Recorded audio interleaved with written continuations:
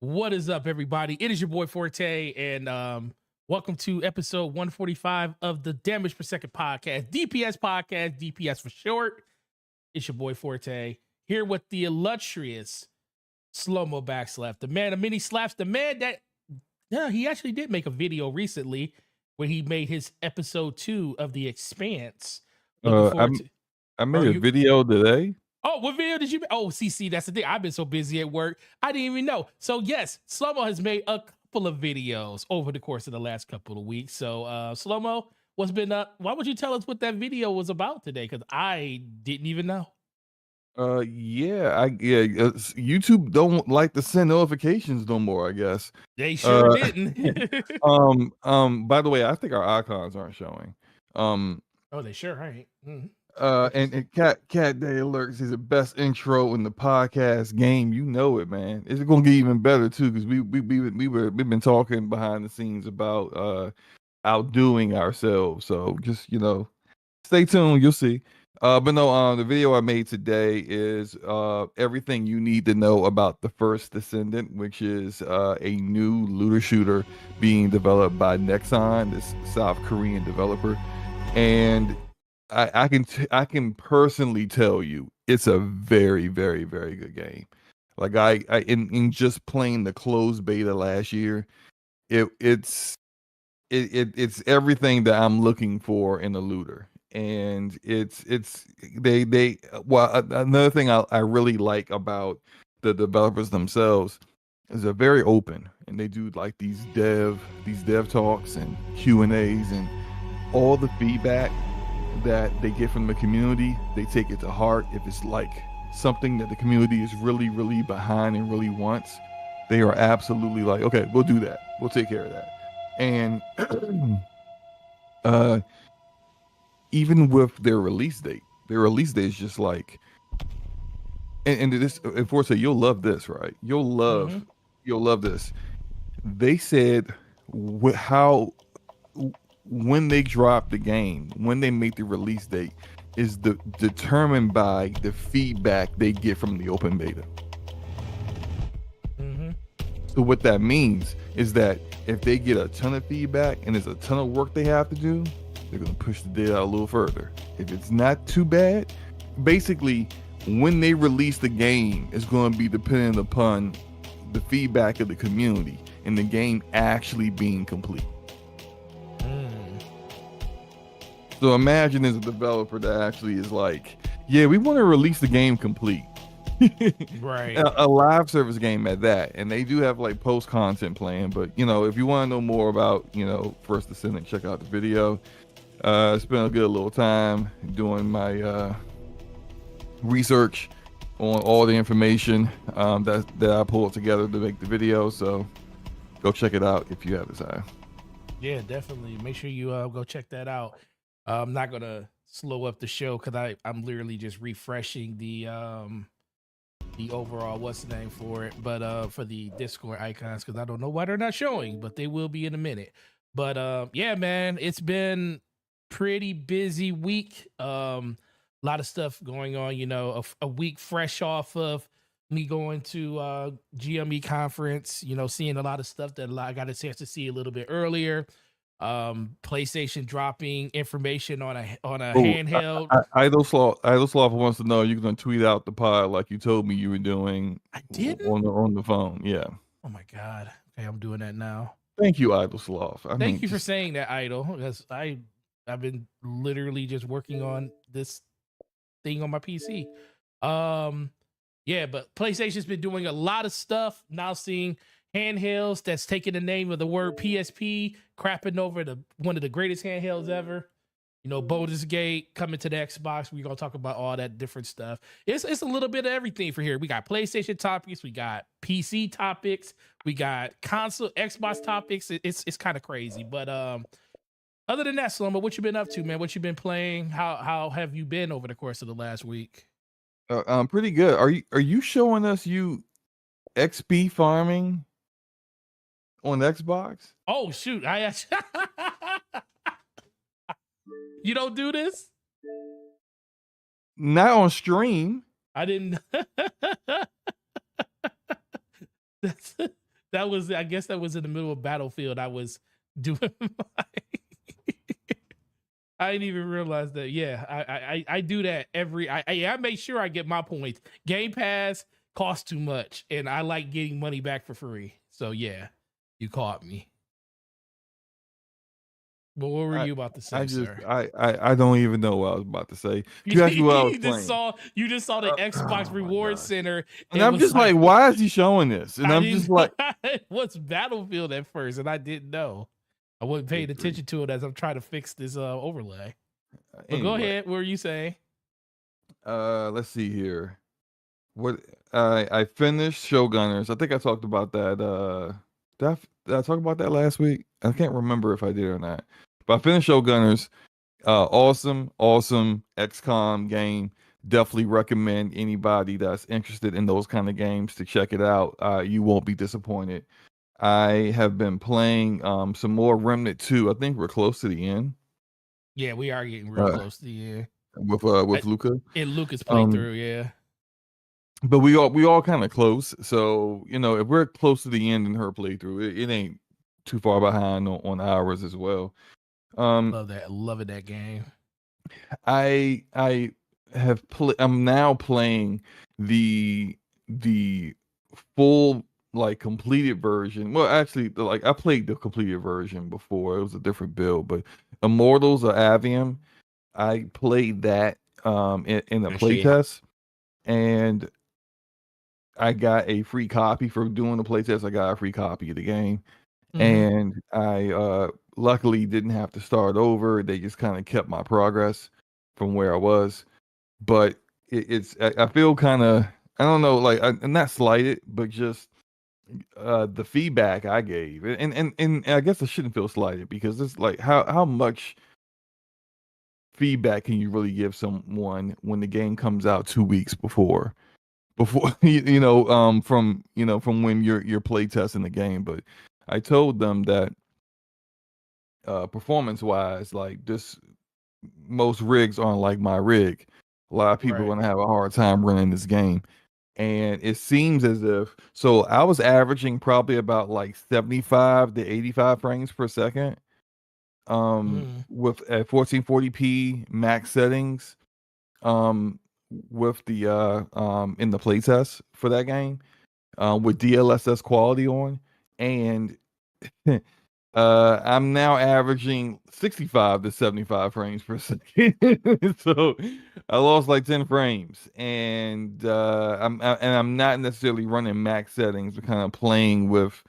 Uh, I did actually was able to get the some of those frames back by optimizing my settings myself. But yeah, it's more demanding in the full release with the after it released than it was in the playtest. But the game is fun, and it's a lot of fun. Can't I can't lie. It's a good time. I know it didn't review very well, but I don't care about reviews. The game's fun. I'm gonna play it. So It's all that matters, honestly. right now, that said, if you are on the fence with it and you have like Game Pass or you have EA Play, you may want to just wait until 6 months until it drops on EA Play to give it a shot. But it's a fun game, and I think the combat's really good. The story's all right. It's not like a great story or anything, but they got a lot of like real talent in the voice acting category and the mocap stuff. Because I mean, just Gina Torres is in it. Forgot the main characters, the actor who does the main I character, but I've I seen him heard in a Gina. lot of like a lot of Netflix stuff. I've seen him in a lot of Netflix stuff. Go ahead. You know, when I was watching gameplay of somebody playing it, I was like, I was listening to the lady talking, and I was like, why does that sound like Gina Torres? I was like, why does that sound like because she plays Ikora in Destiny 2, and I was like, Yeah, why yeah. do I hear Ikora? And then I was like, is that Gina Torres too? And I go looking on the line, and I was like, Man, I was like, I didn't realize, Well, you didn't listen, have to man. do. I mean, they got her mocapped in the game. She Yeah, they got her played mocap in the game. Well, Commander I in the didn't. game. So Yeah, I if you would didn't just see watch her. a little further, you would have You would saw have it. seen her face. Yeah, I Yeah. didn't. Yeah, I didn't watch all the way through, but I was like, man, yeah, that's what's up, man. But yeah, I was watching somebody play it, and I was like, man, this looks really cool, really interesting. I'm gonna have to jump into this. Shout out to me about to Capono in get the snapped chat up. Shout asked out. me, slow-mo all the upscaling. Why not native? Because I wouldn't be able to get 60 FPS, maintain 60 FPS if I went native. That's why. Shout out to me getting snatched up by this monster in the water. Oh yeah, that was Bye, pretty Forte. fun.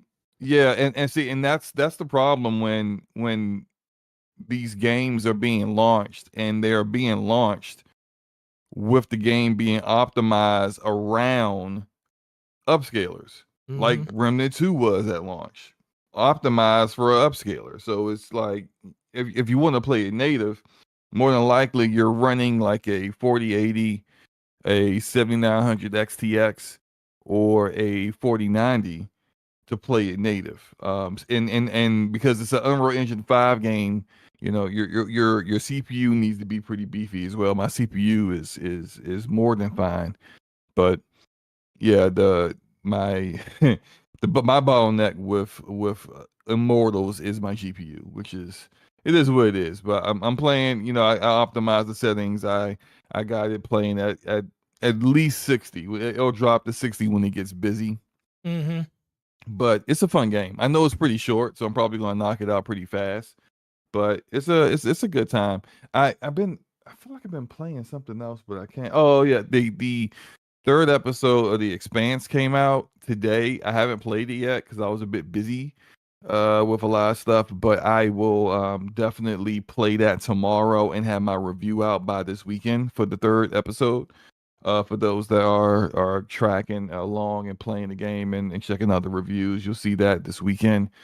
And I feel like there's one more thing, but I just like I play so many games, I just can't remember everything. There's something. Slumbo Um, plays a lot of games, y'all. no, I'll save this for later because it's a topic. So Yeah, go ahead. I played some things. No. It's in regards to one of the topics, so I'll just save it for later. Oh, okay. Yeah. Well, with that being said, we can definitely get into those topics. Oh, there's our icons. Yay, icons are back. So, with that being said, we can definitely dive into one of the topics. Did you get the tweet out? I was finishing that first. I'm doing the tweet now while I'm talking. So first topic, and I might as well just tweet out the actual name of this topic when I do it too. Baldur's Gate 3 is finally coming to the Xbox platform, not in 2024. Larian Studios says, after having a really good conversation with, they called him P3, they called him by his Twitter handle, Xbox P3, having a conversation with Phil Spencer while he was at Gamescom, they came to a resolution to be able to have Baldur's Gate 3 come to Xbox this year and not in 2024. Wait, what is Baldur's Gate? It's Baldur's Gate. What you say? Baldur's Gate? Why you say Baldur's Gate? It's because you're saying Baldur. I said Baldur's. You're saying Baldur. Gate. I said Baldur's. And you like double iconed it up. You got like the Discord. So look, this is do on Discord. Turn off streamer mode. Oh, and I think that will remove the double icons from there. Is streamer mode turned on? I mean, this is like it's almost like you haven't been doing this for years. Streamer mode was enabled. Everyone in the chat is saying you're calling it boulders, by the way. No, streamer mode disable streamer mode. That's why you got the extra icons there. It's disabled now. I don't know what that was. Sorry. You just you know what? I'm not whatever. I'm not going to say nothing else. I disabled it. Why are you yelling at me, Slow-Mo? I'm not yelling. I'm not yelling. Everything's great. Let's talk about Baldur's Gate. It's Baldur's Gate. Don't say it like that. It's Baldur's Gate. You say it like that. I didn't say it like anything. Okay. I just said it's Baldur's Gate. I made a little bit more progress in it. I'm still in Act 1, but it's because it's like the ADD in me. It's just so much to do. There's so much going on. I'm exploring. I actually ran into a character I didn't even know I had, like this vampire dude. Like this dude was on the ship that crashed, for those who been playing the game, and I didn't even see him because like I just didn't go to that side of the crashed ship until later on, and he's there, and I'm just like, what? Dang, I just like this whole time I could have had this guy in my party. So he's pretty cool. Tried to bite me, but at the campsite, I woke up, this dude's about to stick his fangs in my neck. I'm like, what you doing, bro? But Just letting you um know. I'm enjoying the game. That He's a said, little hungry. it's interesting how they have finagled the I would say politic their way into making sure that the game this game of the year, clear game of the year contender, is coming out on Xbox before the year is out. And it's because they're not doing the local split screen mode on Xbox Series S. Right. And so in order to have content parity, it's supposed to be across the board that you're supposed to have all these modes, you're supposed to have all this stuff, but it looks like they have kind of uh played semantics, playing word games. Well, we want content parity, but a mode's not really content, so it's not that big a deal. If it wasn't that big a deal, then we would never even be having this conversation. It, it Right? was definitely a big deal.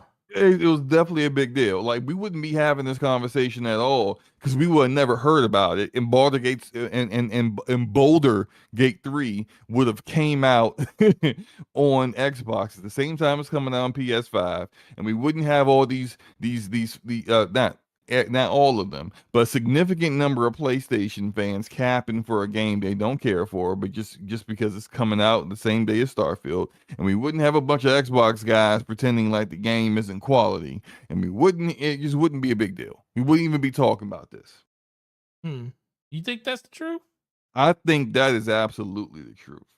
I think there is a lot. I think there are some actual real RPG heads who can't wait to play this game on consoles.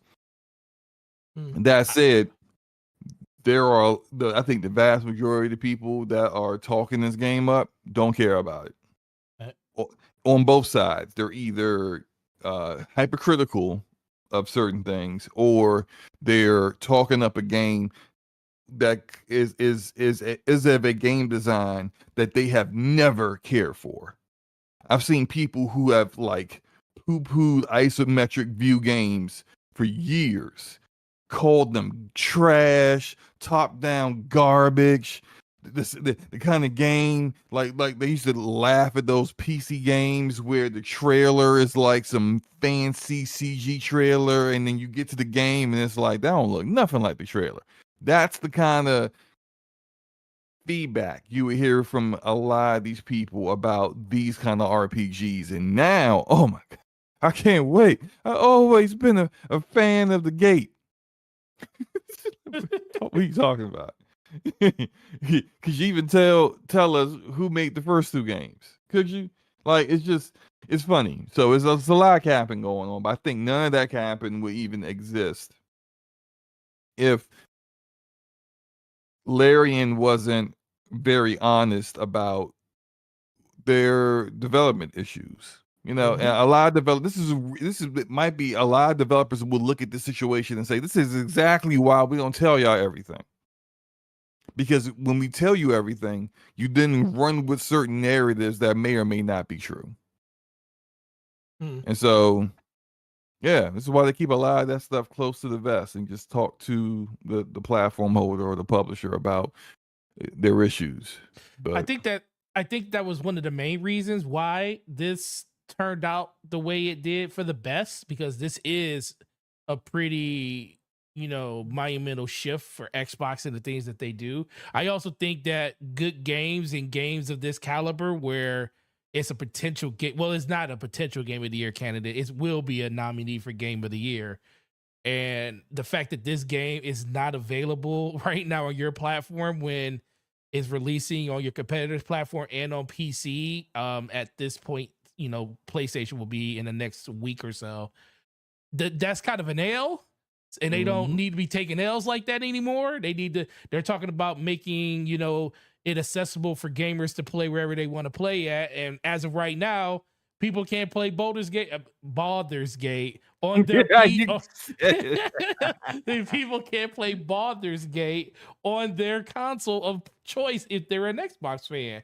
So I always looked at the parity clause as, I can understand not wanting to still have feature parity against your competitors, but if Mhm. you have a system, and you did this to yourself, you have a system that is, and I'm not going to say it's GIMP, because it's not a GIMP system. It has its place. It has a place for people that want to play games in this generation at a lower, entry point. That is absolutely a positive thing that they did. But it should never have been tied to the fact that if it doesn't, if the more powerful system can do it, it shouldn't be held back by what the smaller system can't do. And that's kind of what the situation is right now. So it looks like Xbox is like, well, we're still going to have this parity clause in place when it comes to, competitive balance, when it comes to other developers and stuff in their games that they bring to other platforms. If you're going to bring it to Xbox, it has to be feature parity. But as long as it's feature parity to at least the system that it should be, we're willing to, say, yeah, oops, our fault. The biggest thing this kind of tells me, Slow Mo, is I don't know if they're ever going to do this again. I don't know if they're ever going to do. I know they're going to probably do a system where it's probably a cheaper entry point, but I I don't think think they might go the PlayStation route next time. exact. Have That's what a I think they're going to do. digital system that's cheaper.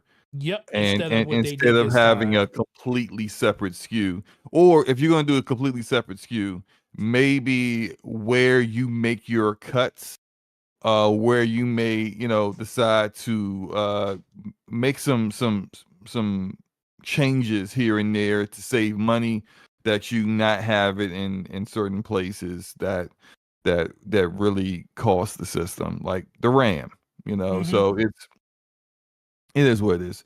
I am very excited for September 6th. So because I just want to see how many people are playing the game Oh, when it comes out September 6th. well, what you I know talking the about? For PC you talking about? community will still be playing it. What you talking I'll about? still be You want to playing see it. how many tweets you see from PlayStation people, basically? Yeah, yeah, yeah, yeah, Because that's not a game. That's a game you got to actually buy. yeah. That's $60 or Now, granted, 70. it was at one point. I don't know if it still is, but at one point it was being pre-ordered more than Spider-Man 2. Really? But those are yeah. But those are real PlayStation fans. and, Okay, and yeah, and you're and right. and those aren't the cappers on social media. You're So right. the real PlayStation fans may, or they might, they'll be putting up, stuff every now and then, on, but like they're not all on social media, and therefore you don't get to see everything that they're doing. But like the cappers, I want to see them putting the gameplay up, and not Oh just yeah. like, hey, I created my character. Or actually, I don't even expect that, honestly, because I've seen too many of the of that ilk, hyping up games they've never played, don't even own. So here's what it is. Yeah, Yeah. but go ahead. It is interesting to, everybody, like, you had a lot of people treating this as a pseudo PlayStation exclusive just because it wasn't available on Xbox. And let's be for real, it's like I said, it was an L. But half the people that was capping for this is just like all the people that cap for anything. It's like the only reason you're doing is because you feel like you got the leg up on something, and it kind of fits the narrative of what you want to talk about and stop playing games.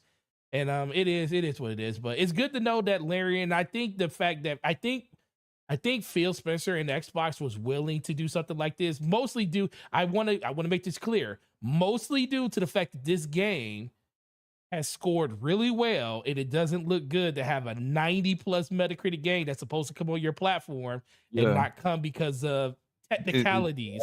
Yeah, going to be a game of the year contender. Yeah, Like and not be on that your kind of system. game. Yeah, Yeah. So that was the number one reason this happened. The other reason I think it might be just as valid is the fact that the way that Larian went about handling the situation with Xbox, they didn't crap on the system. They're not like a lot of these other developers. They come out and talk about how the Series S is just a weak potato and we can't develop for it, and it's got these shortcomings. And Larian didn't do that. Larian came out and said that we just need more time. We just need, we we just need got more time. we got to prioritize some things, and Yep. we'll get it done. And guess what? And they came to them and said, okay, we're going to send the troops to you. It still takes more time. And Phil was like, okay, screw it. We're gonna make this exception in it. And this is a good thing, because if they're willing to make a deception like this for this, that lets you know that they can make these exceptions all the time till we can get to a point where that system doesn't become an issue think anymore. the reason why they publicly spoke on it the way they did is because they don't want this to become a trend. Exactly. They don't want developers going, oh shoot, they ain't gotta finish that. Hey, look, we got a couple of things here that we don't want to try to optimize on that Series S. How about, oh no, shut up. Get back to work. Okay, all right. See, they said they phrase it as, oh, it's not excluding content. You still can play the game, in network co-op, online co-op. You still have co-op available, just not a particular mode. It's still, you still getting the same content as far as they're concerned. So therefore, the Xbox Series S and X, in their mind, is still having content parity. Right. So yeah, that'll be their way of trying to make sure that like other developers aren't doing the same thing. So last thing on this topic, when do you think the release date is going to be? Shout out to Aradam. He says we got to see the release date of this game, because I think they say October. I think the game was ready to go. I don't think the game was ready to go because they still had like testing they had to do around the whole split screen thing. So I think they were trying to figure that part out before they were ready to like officially finish the game on that system. But when do you think we're actually going to see it? We only got 3 months left after this month. I'll say probably November. I'd say probably November, like early November. It'll come through. I think that would be a good. I think that would be a good month. Part of me almost thought that it probably was in the best interest for the game not to release on Xbox in September anyway, with Starfield literally releasing the same day. Yeah, it would have been a difficult time for them to, even though it's probably different. It like different RPG, audiences. Yeah, RPG. Like people look at RPGs as all the same, but it's very vast audiences, and some people like certain subgenres in RPG, and some don't. So you would have had the people that would have definitely indulged in this instead of Starfield, and vice versa. But I think Starfield would probably end up having more attention. Right. Cool. Well. So yeah, it works out. Yeah, it definitely works out. Cool. Shout out to the 32 people that we have here. Shout out to Dragonheart Yobi with the 10 months of a member of being with the DPS podcast. Really appreciate. Shout out to you, bro. And if you want to become a member of the DPS, make sure you hit that join button. You can do it on this channel. You can do it on Slow Mo for the low dollar. I believe of $1, maybe $2. Can't remember exactly what it was, but definitely really same amount you pay for Game Pass for 3 years, $1. Basically, yes. We're giving you weekly content that's different every week. You don't even have to wait a whole month for a whole new slate of games to come. But with that being said, let's move over to the next topic: PlayStation Portable, and they also announced some new accessories that they talked about during it. Now, the thing I want to ask you, Slow Mo, the fact that they called this thing PlayStation Portal, which is almost the acronym of the infamous PSP. Do you feel like it's a disrespect to the PSP to call this that, or do you think this? Oh, absolutely, it's disrespect. This is a garbage product. I can't. it's just look, it ain't for me. Let me not like there are people out here that are like, oh, I think that's interesting. I see a value in that, and that's fine. You could, if you want to be sitting on the can and and and you want to use this while the keep playing your game or whatever, go, more power to you. I ain't got a problem with that. If you want to if you want to walk away or you have your kids on your TV and then still want to play your game and even though you could do this on your cell phone but you want it on a bigger screen, cool. I get it. I do get that. A very very little bit. I get that. But I don't see the value in this for me whatsoever. It's not for me. And then for the fact that it doesn't have Bluetooth, it's just I don't know who's this thing for. I mean, I have an idea who is it for. I think it's for sometimes you make something and you're always going to have at least a little bit of an audience for it. You're always going to have like some people who are going to check it out. And or those who just love to collect things. Although I'm pretty sure they want more than that. They want this to be a massively adopted thing, which it probably will sell. Now, granted, although I think it's garbage, it's going to sell. Like we have to be real here. Like yeah, you're right. This thing is going to sell out very easily. The DualSense controller is a high selling item all the time, although it is a great controller. The DualSense Edge sold out. I don't know if it's. I wasn't interested in the Edge, so I didn't really. I'm not checking for it to see if it's like widely available. But I remember when it first came out, it sold out immediately. This thing is going to sell out, and yes, it's crap that like they're like, oh well, you have to have a product that has PlayStation Link in order to get sound that isn't the sound coming from your TV, or you could use the earphone jack. It does have an earphone jack, it's old school, which cell phones used to have that, and I used to love that about cell phones, but they don't have that anymore. So you do have that option, but to not have Bluetooth for these are things that, like, I remember, didn't the Nintendo Switch launch with no Bluetooth? Yes, it did. And we absolutely murdered it for that, right? Yeah, we definitely murdered it.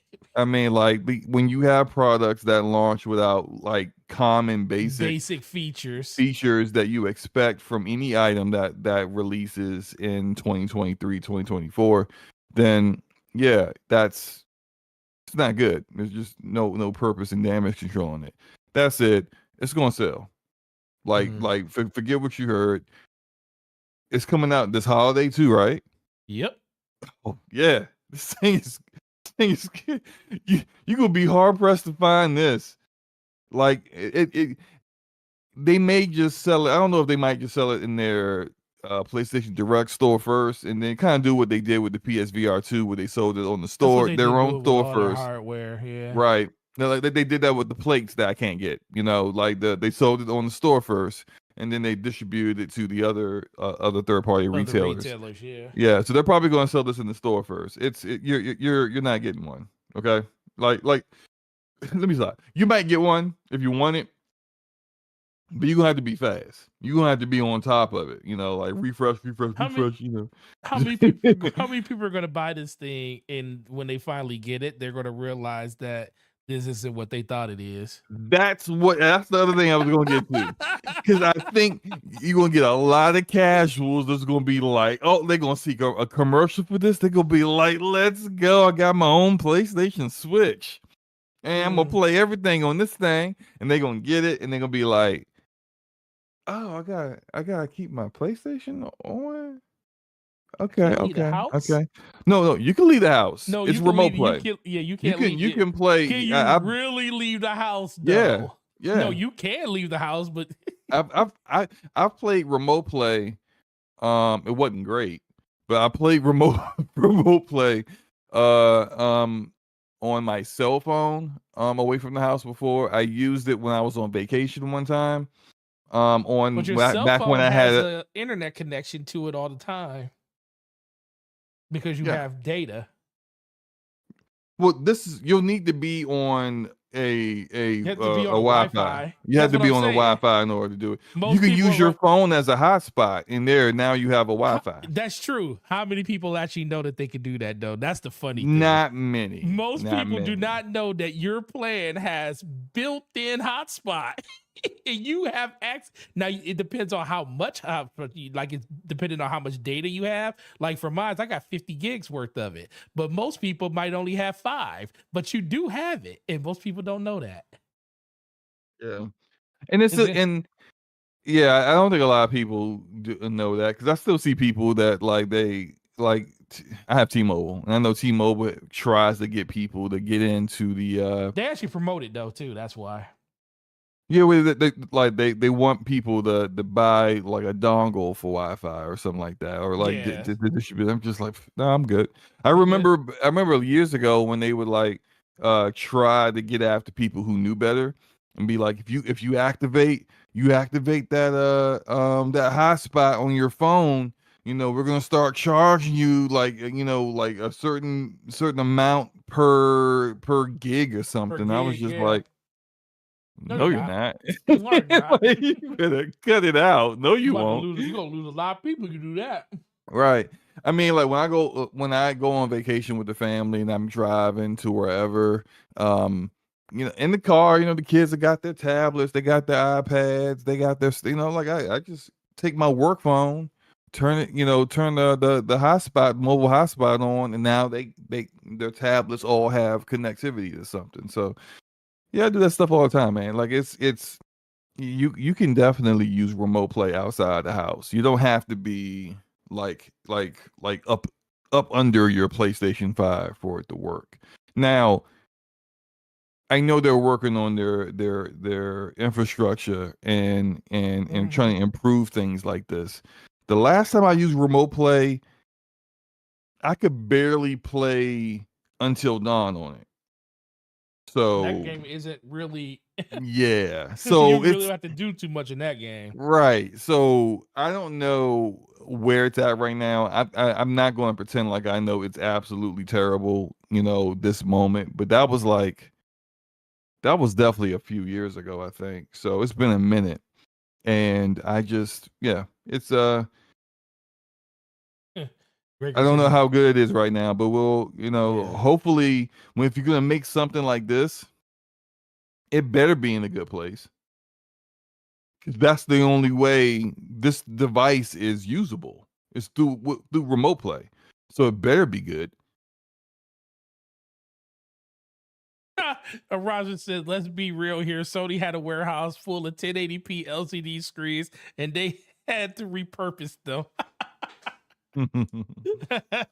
All those, you silly bro." Gregor said he beat Witch Queen through remote play. Shout out to you, bro. Listen, man. Some people are gonna buy this. I just worry how many people are gonna buy it and they realize after they buy it that this isn't what I thought it was. So that's the biggest thing. But cool, it's a cool piece of tech. A lot of people are. I mean, it's a beautiful looking handheld. That's the thing I really like about. I You like like the the way it design? looks. I don't like the design at all. Well, I like the. I don't like the way the controller handles. I mean, all they did was Yeah, break. That's what I yeah. don't like. It looks like it will break easily. Exactly. That's what I don't like about it. But That's why I don't like it. if you look at it as just like how it looks sleek, it looks like it The would be screen looks cool. good. The That's screen what looks it good. is because Yeah. it's all screen. But the way I just don't like the way the controllers is literally just a dual sense broken half without the touchpad in the middle. That's basically all this is. But that's cool. Shout out to Erodimus with 14 months of being in the top 1% of the DPS podcast. He says if you sub, Sloma will play Pigeon Sim when it drops. That is a lie.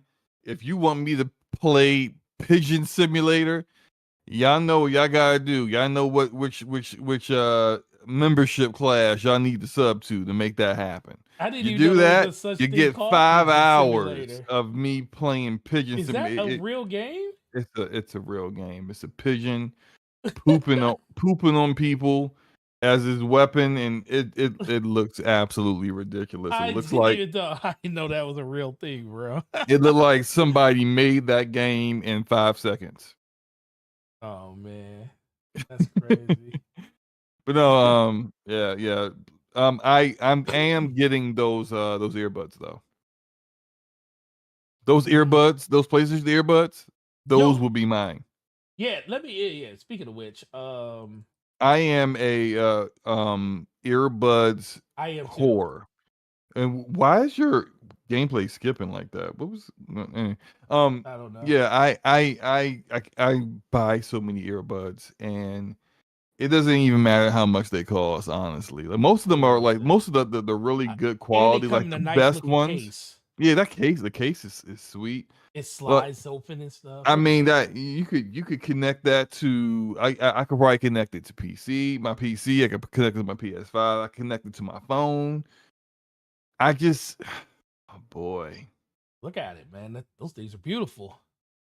Yeah, That's a those nice are gonna be looking. mine. That's a nice looking case. Yeah, I did. We talked about that before when we said the Yeah, it's gonna be of mine. all the accessories they showed, the earbuds was the best. And watch that be the one I can't like. It's gonna be like everyone's gonna be jumping on those, and it's gonna Because be those are so the ones sold that out. you would. Those are like you would think a lot of people will use those. Like I could see myself even using those instead of like when I'm doing like the podcast and stuff. I'll just put those in and sync them to my PC through Bluetooth and use those instead of headphones like this.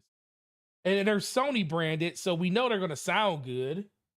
How much you Right. think they're gonna cost though? 150 No, I think they already said or they're 200. 129? They're The two 200. I so think they're those are 200. so they're Yeah. the same price as the handheld. It's either 150 or 200. I think I saw on the blog it said 200. Regardless, like that's fine. Does that If bode well for they're the hold on. handheld if they're the same price?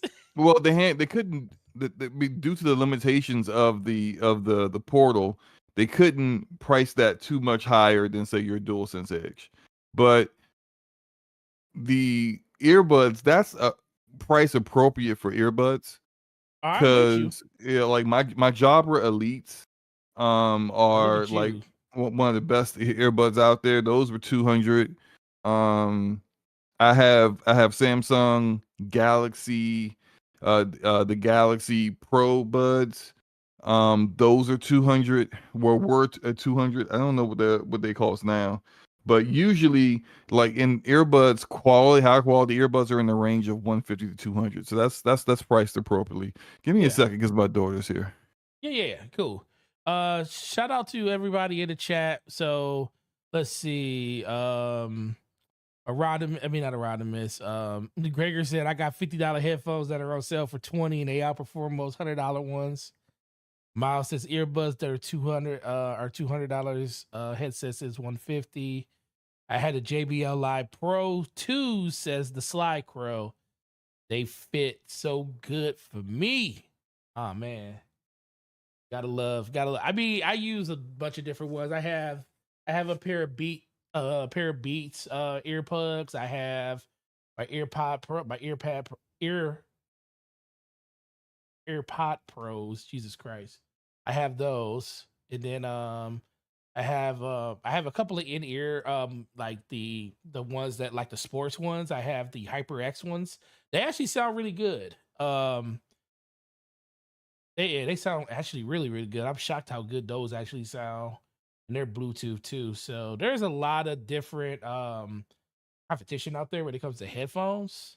I'm a headphone nut, so Arcade says all the headphone ballers in here. I'm using Turtle Beast Recon 700s. Shout out to the human listening that you have on those headphones. Is that like your fifth pair of those though? Because Turtle Beast don't really got the best build quality. Like most people I know, and maybe not the 700s. I see a lot of 600s come in broke. If you would have said Recon 70s, I would have been like, take them back now before they break on you. Gregor says my gaming headphones are Sennheisers. game ones. I hope Sony buying Eddies means they will make some that connect to the console easier, because their cans are usually over 100 millimeter cans and are amazing. And that's a lot of people be sleeping on that. Sennheiser coming into the gaming scene with them, just being able to get bigger and more surface area on your cans, that just helps with sound quality so much more. I know a lot of people Hey, just Forte, like I'm using back. reference ones. You back? Okay, cool. Yeah. A lot of people like using reference, so that's another thing. But go ahead, Slomo. Question for you. Are, is this like a bloopers thing with your gameplay? Is it? You don't. It is a blooper. I'm glad you caught it. Good job, Slomo. Glad you caught that. I mean, I'm pretty sure everyone has seen that's been the same You never seen 3-second you clip. never seen the elevator scene before? Man, look at Y'all, this. y'all Man, see, y'all see what I have to deal with all the well, I was time. reading the chat. They got a lot of issues, but it works. Yeah, shout out. That definitely works. So, what kind of headphones are you using right now? uh, you Are you using mean the LSs that I sent you? no, those are on my Xbox. I'm using Astro A40s right now. Got you. Ooh, A40s. Look at you, all fan. These are old. These are super Well, old. all A40s at this point are old, unless you got the TRX ones. Let's move over to the next topic. We got DLSS 3.5 coming to RTX 20 and 30 series graphics cards this fall. Slow mo. This was something that was only on newer stuff, and the fact that they're pushing it back, giving it backwards compatibility, going to definitely make a lot of those people that felt like they didn't want to upgrade the new features for your older graphics cards. Especially, I'm shocked it's going back to the 20 series, but they're pretty much doing all RTX cards, which I guess is a great thing. So what are your thoughts on this? What do you think about Well, it's still DLSS not going frame. backwards? It's still not frame generation. Right. So Well, that's that's exclusive to the still 40. right. This is I don't really have a lot of thoughts on it quite yet. Just because I don't know what it's going to look like. It's supposed to be for, ray tracing and path tracing. And I think they did this because they recognize that as path tracing becomes more of a thing, it's going to be even more demanding than ray tracing is, and we still honestly don't have hardware that can really handle ray tracing. No, we don't. So if you think like what's the purpose of a developer implementing this stuff in your games when so few people will actually take advantage of it, and if they do take advantage of it, they gotta use uh an upscaler on performance mode in order to get a playable frame rate, and then it's just that just really impacts things worse. So one question I do have though is that now we have, when it comes to NVIDIA, you've got DLSS 2.0, which I think they're up to like 2.3, Mm-hmm. and it's pretty good. I mean, it works. It does what it can, but it's not going to It does what it can. like I don't use anything but DLSS quality mode. I If I go down to have to go down to balance, I would rather just optimize the settings myself than Yourself, turn yeah. on balance. I'm not touching performance mode because it's just hideous. Because it makes the game look like DLSS 1.0, which was like just smear some Vaseline all over your screen if you want. Or just have be a FSR. It's essentially FSR. But my concern is that when you got DLSS 2.0 and you got 3.0, which is exclusive to the 4000 series cards, and then you got 3.5, which is supposed to be for ray tracing and path tracing. I wonder if, let's say you have a RTX 2070 Super Mm-hmm. and you turn on DLSS 3.5 to go play Cyberpunk, Phantom Liberty, or Alan Wake 2, which is the 2 games that will be supporting this year. You're playing one of those games, and then you realize that like DLSS 3.5 suffers from the same issues that DLSS did when it first launched. And so although the path tracing is in a playable state, it doesn't look that great, and the performance stinks. Right. So what's the purpose? You might as well just go back to 2.0. And so with all these different levels to it, it's just I'm just hoping that if you decide to do a 3.5, that like it should make the 2.0 obsolete. Component thinks FSR 3.0 will impress me. I haven't seen it yet, so I'm not going to speak out against it. I know it's supposed to have frame generation, but until I see AMD actually create an upscaler that's worth a damn, I'm not gonna be checking for it. Oh man, you're gonna be waiting.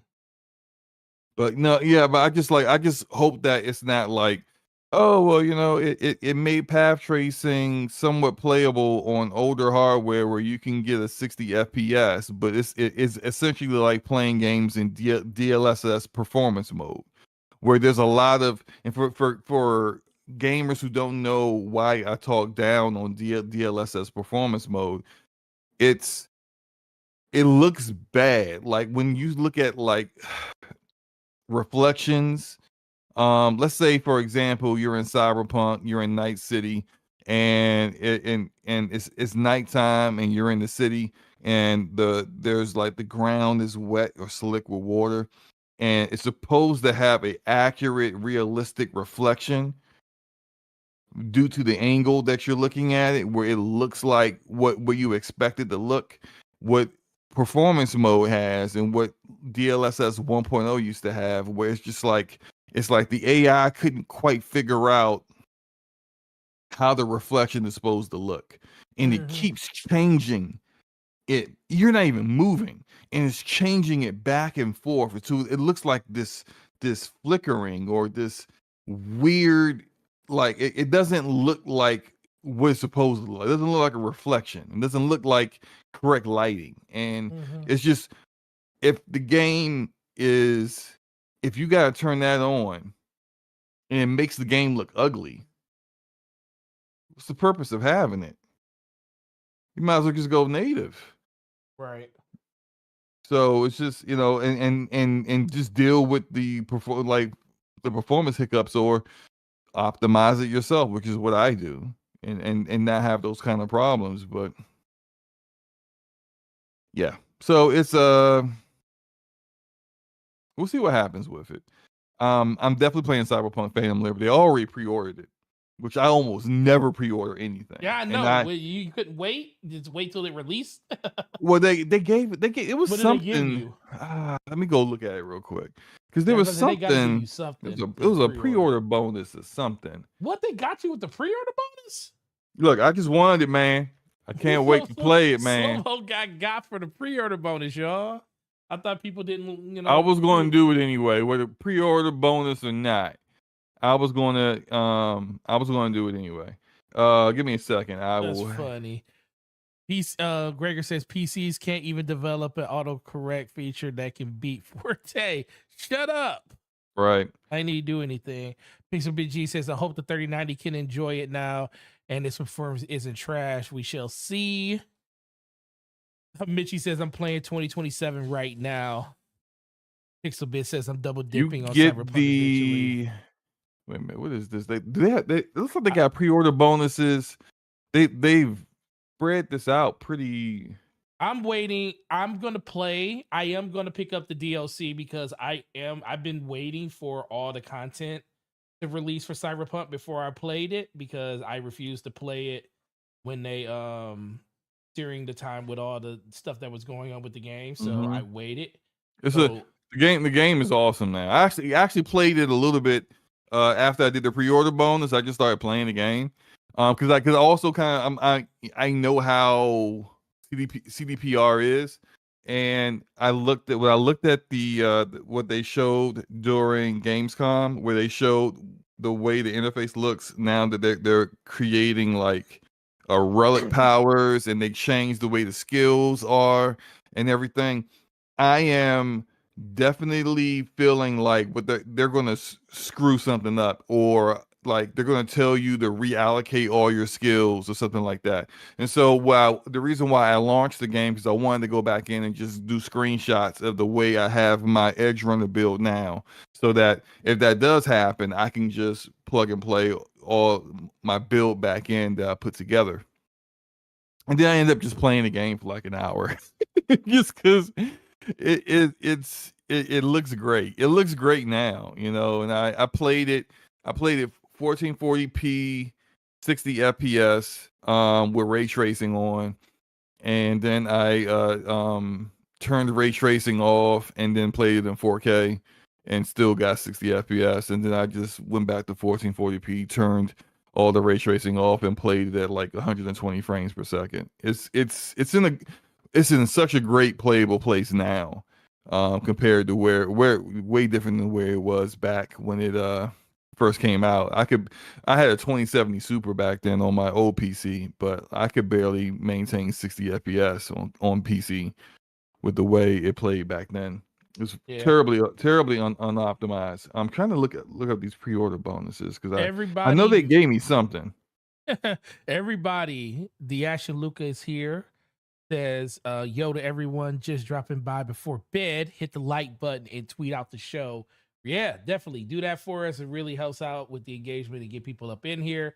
And everybody tell Luca good night, because Luca needs her beauty sleep, because she gets. I hear she's real cranky if she don't get at least 12 hours of sleep. And you hear that from me. I ain't trying to get into nothing. So look, listen, Luca like her sleep, man. It may not be 12 hours, but she okay. I got it. You get a car. You get like it looks like a muscle car, but of course it's like, Night City. This is the future, so it's not. It's a muscle. It's a muscle car. It's the Quadra Sport R7. Are you ever going to use it? Vigilante? No, because I got these two. Look, because I want it. All right. So I have a bike that I use that's like got I forgot the name of it, but it's got like all these Japanese like letters all over it, and it's red. It's awesome. And I use this one other car. I actually bought a second of the same car just cause. And they're different colors, but I forgot the name of the car. But that car is fast. I got those, and it's that's all I need. I like how you said, but that car's fast.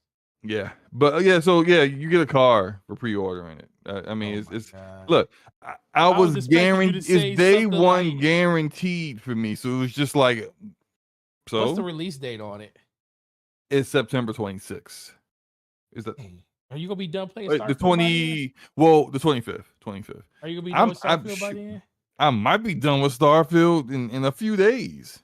I'm not a big Bethesda guy. Yeah, so but it's like, you weren't a big Souls person until you got in there and was like, man, this is good.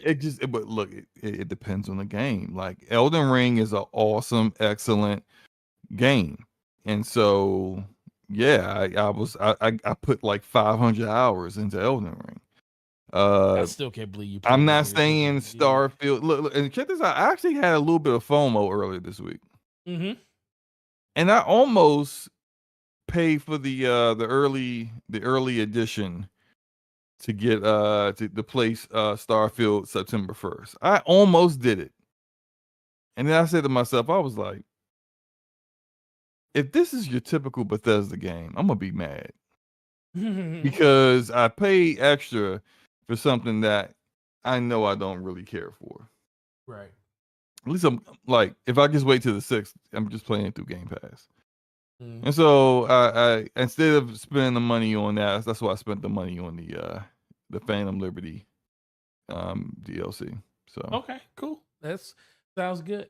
So yeah, I will be hearing your thoughts on the first, and then and it's, I'm not even really worried about the show either, because it's like from the day that everyone else starts playing it until when it actually starts to allow like the regular actual release to come out, it'll be in between shows. So we'll still be giving feedback at the same time on DPS anyway. So I'm not concerned about that either. So it's Yeah. fine. No, yeah, you're right. You're right. It comes out on yeah, that's right, because it comes out on yeah, that's right. Forget it releases on a Wednesday this week, that week. The full release is a Wednesday, and then the early access is on a Friday. Mm-hmm. All right, cool. Well, shout out to everybody in chat for wishing the amazing Ashley Luca good night and telling her we love her, and she says she loves y'all too. Also, I got a shout What's out. that? Hold What's on. that? I got a game code to give out. Woo! Can I get into this? No. What's the code? What's the game? Shout out to DL Colon who provided it's Lost Eidolons. It's like a strategy RPG. Oh, okay. It released on consoles I think this week. It's been out on PC for like a year, but it released on consoles this week. And if you know you guys want the game, you have to play the game. I I like the way you play the said if game. you want the game, you gotta play the game. Oh, No, that no, no. sounds I like mean, some. look, That I'm sound a, like trip. Does that sound like Triple H, y'all? yeah, yeah. It did. It Time to did. play the game. Uh, Whoa. I hated that walk-in music. I also hated how like he used to spit on like the whole first The row. whole first row of the crowd.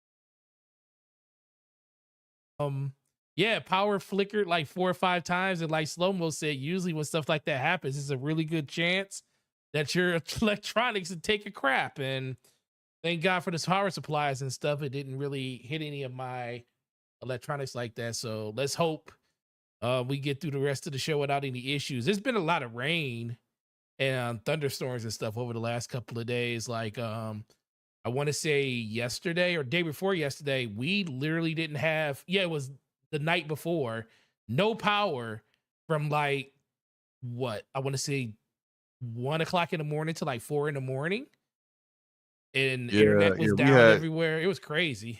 we had issues like that. Remember that one week where I was glad I wasn't hosting because I had nothing but power issues the entire. It was like the week before I went on vacation in June, and I got all my PC parts in, and I was mad because I was like I was trying to build my PC. I Right. wanted to build my PC, but I had to wait until after my vacation because it was like we didn't get power back until the day before we left, and I was real concerned. I didn't want to leave to go to South Carolina and not have like, knowing that like there's no power on in the house and not knowing where that was going to be. But yeah. Glad we're back. Yeah. We're Glad we're back. back. We're But let's back. go ahead and speed through these Let's get through the topics rest of this before show your before power drop. decides to go out again. It's gonna go out as soon as the show's over, and it's gonna be like, yeah, you ain't playing no games today. But yeah, moving on to the next one. Epic runs Epic's first run of their new initiative for developers of any size to receive 100% of their games revenue for the first 6 months. Now, Slow this mo. is this is they have to make their game. I didn't read the full thing, but don't they have I to read make it. their game exclusive Exclusive to to the Epic. Epic Game Store? Yeah, it has to be exclusive to the Epic Game Store, and PC any gamers are not liking that. yeah, it's got to be exclusive I to the know Epic that. Game Store, and the first 6 months of revenue is 100% to the developer. Anything after 6 months will be the typical 88 to 12 split, and this might be They are enough. that's That's that enough to seems move the desperate. needle. That seems really desperate on their part to try because we see they've been very like pro developer, Mhm. and like Steam still does the 70-30 split. They did 88-12. Steam was like, we don't care. We don't care. They give out like Free. 3 free games a week. People get the free games, still don't buy their games on Epic. Epic really is kind of like, and just keep it real. It's that a horrible as bad of a store that it used to be, but Epic is like it's just the Fortnite launcher. That's That's all it is, really. that's what people really have Epic for. They have it for Fortnite. Now I also have. Let me double check what I have. I have Borderlands 3 over there. I own Borderlands 3 over there because it was exclusive, but then I also own it on Steam. So I bought it on Steam when it came out on Steam. Well, I mean, not immediately. It was like on sale. And then like Mhm. I played through it again on Steam. But I have when Rogue Company first came out, I got it was exclusive to the Epic store, so I played it on there. I still play it on there just because when Rogue Company finally came to Steam, the build was broken, and I just uninstalled it and then reinstalled it on Just kept playing it Epic. over there, yeah. Yeah, you just never look back. It doesn't matter. It doesn't matter. There's something else I have installed. I need to double check, but it's probably a free game. But It yeah, probably is. I don't buy anything on Epic. I have GTA 5 on PC because it was free on Epic. I've got a lot of games free on Epic. And then the only time I ever really bought games on there is due to um they being timed exclusive. I don't mind. And like I don't wait for games if I want the game. So Control was timed exclusive to Epic. I own Control on Epic. Uh yeah, if this turns out to be where, developers or publishers start taking that bag to get that 100% revenue, all right, well, it's going to work. It's going to work on me. It won't work on the majority of PC gamers No, it won't. because PC gamers are very, you know, we always talk about if you as a community like stand up for what you believe in, then you can like influence the way these publishers try to screw us over. It really be the PC gamers that really can do that though. Like the Yeah, it PC ain't really gamers be nobody like, else. we don't rock with you. We're not buying these games over here. Like the vast majority of them will not do it. Like you don't want to piss them off because you're not gonna make any money if you do. I just realized that Homeworld 3 Desert Carrick is free on Epic right now, which is a good lead into Homeworld 3. Shout out to our homie that finally announced that that's the game that he is doing voice acting in with the great Patrick Gallagher. That's, shout out to him. He was on we did an interview with him on the channel a couple months ago, but that's where I can that remember. came from. So is Homeworld 3 exclusive to Epic as well? No, that's on Steam too. All right, well, I'm getting it on Steam. I'll be buying that on Steam. But I gotta buy it because I gotta support. The Expanse, a Telltale series, is exclusive to Epic. And I knew there was a game that I had that was like recent game that I was playing that wasn't just Rogue Company. Oh, so the Expanse is limited to the Epic Store only? Yeah, Exclusive? for now. It's probably a 6 months thing. But they took the bag, they took that Epic money. Epic is very, very free with that exclusive bag. So I mean, you see 100% revenue coming up for people. So yeah, now that's in 6 months. 6 months. Telltale probably now this. I don't know if they already started this or not. They probably did behind the scenes. Yeah, because Telltale, because like I think isn't another caveat to this that you gotta use the Unreal Engine. Yes. Which is, most majority of developers are using it anyway, so it doesn't matter. But the Telltale is using Unreal Engine for the Expanse. So yeah, they're probably getting 100% of all the revenue off that game at this point. Yeah, I'm about to. It wouldn't surprise me. Yeah, that wouldn't surprise me either. It is. Where's it at?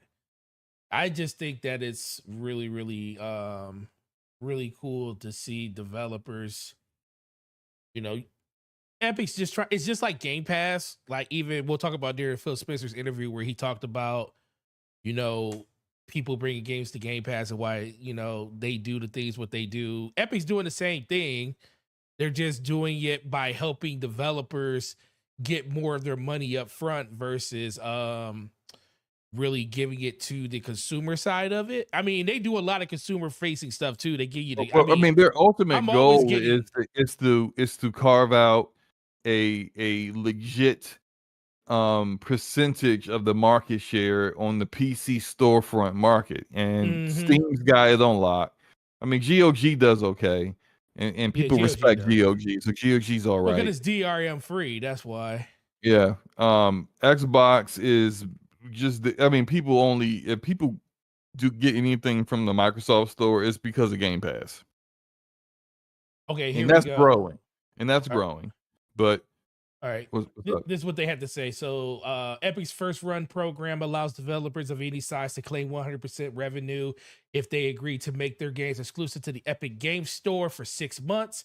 After 6 months are up, the games will revert to a standard Epic Game Store revenue split of 88 for the developer, 12 for Epic. Epic says all new games and apps are eligible for the program as long as they are released on or after October 16th and haven't been previously released on another third-party PC store. Publishers and developers will still be able to purchase products on their own store or launcher and can use the Epic Store Store's keyless redemption program to sell the Epic Game Store version of other games like Green Man Gaming and Humble Bundle. The announcement is seemingly designed to make more games exclusive to the Epic Store and make them unavailable on competitors' platforms, most notably Valve's.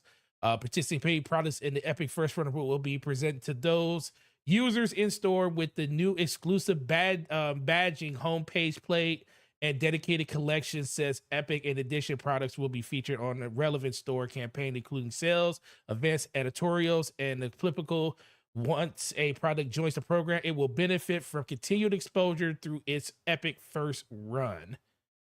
Okay, so yeah, you So, don't so have the to. expanse is not in that because it has to be a game that Yeah, launches and whatever that date was in October or after. So it's not. yeah, Yeah, it the can't be expanse that came out one, already. and it doesn't look like you have to use the Unreal launcher. You just have to. Your game just cannot have launched on a third party site already, and it has to be 6 months exclusive to the Epic Store. Or you can Yeah. sell it on your own store. You can sell it on your own store. You just can't sell it like on Steam or Origin, or why would you sell it on Uplay? Why? Why? So I mean, good move. I mean, listen, competition means everything. Steam is a behemoth. It's kind of hard to believe that all these years ago, Xbox actually had the option or the availability to purchase Steam, and they just never got back to they just never got back to Gabe Newell about it. And Gabe was like, forget it. I'm just gonna keep it. But it's interesting, but it's all competition, Slow-Mo, and that's all we really want. And now, is this really benefiting gamers at this point? Not Yeah. really. Well, not well to the point. Yeah, it's giving well, it's Well, benefiting it's developers more than anything, but it's gonna make Steam compete in a different way. Hopefully this moves the needle, because if it moves the needle, Steam's gonna have to do something, because they don't want to just hemorrhage players, especially if all getting these games on the. All I care about is performance and right. getting games that I want for a cheaper price. And a lot of times, Epic be out here dropping $10 coupons out of Yep, nowhere. they do. Every time I've bought anything on Epic, for some reason, there's been a $10 coupon. Yeah. When Final Fantasy VII Remake came out on PC, Mm-hmm. and Square Enix must have fell on their head, they had a concussion because they decided they was going to launch it at $70. And everybody was like, they are their mind. And they took the Epic exclusive bag. But what Mm-hmm. did Epic do? As soon as that game launched, hey, we're just, doing a promotion. $10 off of $10 anything off. that's more than $15 in the store right now. The Uh-huh. same day Final Fantasy VII Remake launches, you know what you Mm-hmm. was doing. You knew what you was doing. And guess what? You Everybody knew bought it over PC there. gamers was going to buy that game at $70, so you went on ahead and made sure it was 60. I Like did. they, I did too. I mean, when I bought the Expanse, that was yeah, I had a $10 coupon for that too. So look, they're always doing things like that because they want people to start buying their games there, which as all I care about is performance. I don't have this whole, oh, you want to. I don't give a crap about their business practices. That stuff don't affect me. Honestly, there's nothing wrong with games that play through the Epic Game Store. Mm-hmm. Nothing. They play Yeah. no differently than the games that you launch through Steam. People just don't like, oh, there's there isn't a message board, discussion board. There's not a community tab. There isn't all this other stuff for each individual game. I don't give a crap. I don't care. I do not care. I don't care about Right. talking to y'all. Y'all toxic in all these message boards anyway, and the reviews are good. I admit that the reviews are very good, and they're very honest, and I appreciate that. But I don't care. No, I yeah. do not care. So Right. that's it. If I can get it cheaper on Epic, that's where I'm gonna go. I'm with you. 100% with you. All right, moving on to the next topic. We got PC Game Pass coming to NVIDIA GeForce Now streaming service this week. This is an announcement that NVIDIA put out earlier this week. I want to say Monday or Your Tuesday. game audio is playing. Yes. I don't understand. Why is it playing? Shouldn't be playing. Because you unmuted it. That's why it's playing. Oh, yeah. Oh, I don't even have the game audio thing in that other window. That's why. Okay. That's why. So yeah, they announced it earlier this week, Monday or Tuesday. Basically slow mo. The amount of editing I'm gonna have to do to get this up It's on one thing you'll have to do. One thing, on just Anchor. all you have to No, do it's is not. It's multiple things. I gotta edit out the intro. I gotta edit out the long break. that's nothing The new. power That's issue nothing new. is natural fault. That's But I nothing gotta edit new. out the part where there's silence because there's no stream. Now I gotta edit out all the gunfire and everything because you didn't mute the shit. I just You know what, slow mo? Woosah. I'm gonna do a favor for you. I'm gonna do this one for you. You just rolled your eyes, didn't you? Yeah, because you're not uploading it the Anchor. You just rolled your eyes. He's like, man, whatever. You're not doing Now that. I gotta prove slow mo wrong and do it so he could not complain about having to edit the audio for this video. But Slow-Mo, what do you think about well, you played GeForce Now. I've never played on GeForce Now ever. Yeah, it's awesome. Never experienced it. Don't feel like paying for streaming. I already have too many subscription services as it is. Tell me, is this what does this mean for Game Pass, and what do you think about it in GeForce Now? For Game Pass, this is good for Game Pass. It's a minor W because it's growing on PC. PC Game Pass is growing, but this is more of a W for GeForce Now than Game Pass because GeForce Now is getting even more games in its store. GeForce Now prior to this only had like 900 games, and now it's got like it's got other games that through Steam that have been more and more coming over. It's up to about like close to 1,700 games in GeForce Now available now.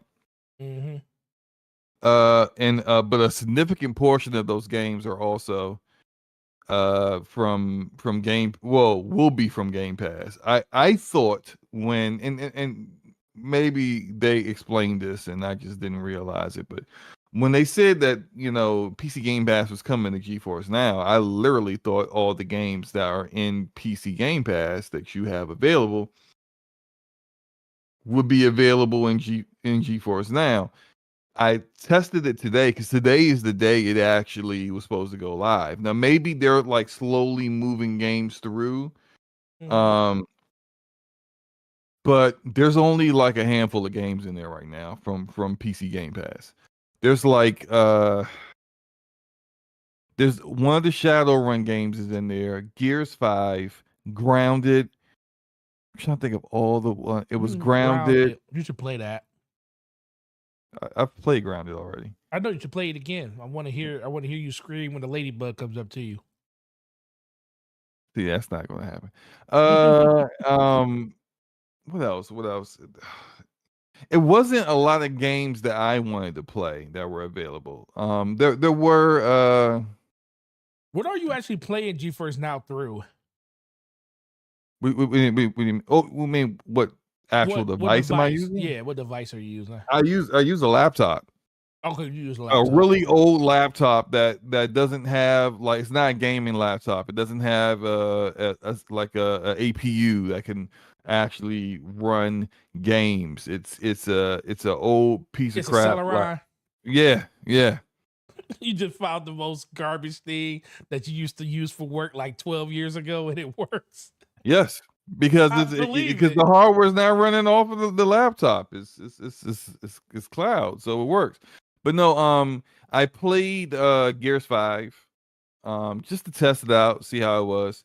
The unusually, and I don't know why this was the case. I gave them some feedback because I'm not quite certain why this was the case, but I did have unusually high latency for Gears 5. I normally don't deal with that, especially when I'm playing at home with my 1 gig up and down internet with Verizon Fios. I knew my internet wasn't the issue, but it did run at 4K max settings, and it was like averaging like 150 to 175 frames per second. So, I mean, Gears 5 is a little old, but still, it's amazing looking. It looks great, right? Like the Coalition is in their bag with the Unreal Engine, so it looks amazing. But It was just a little bit.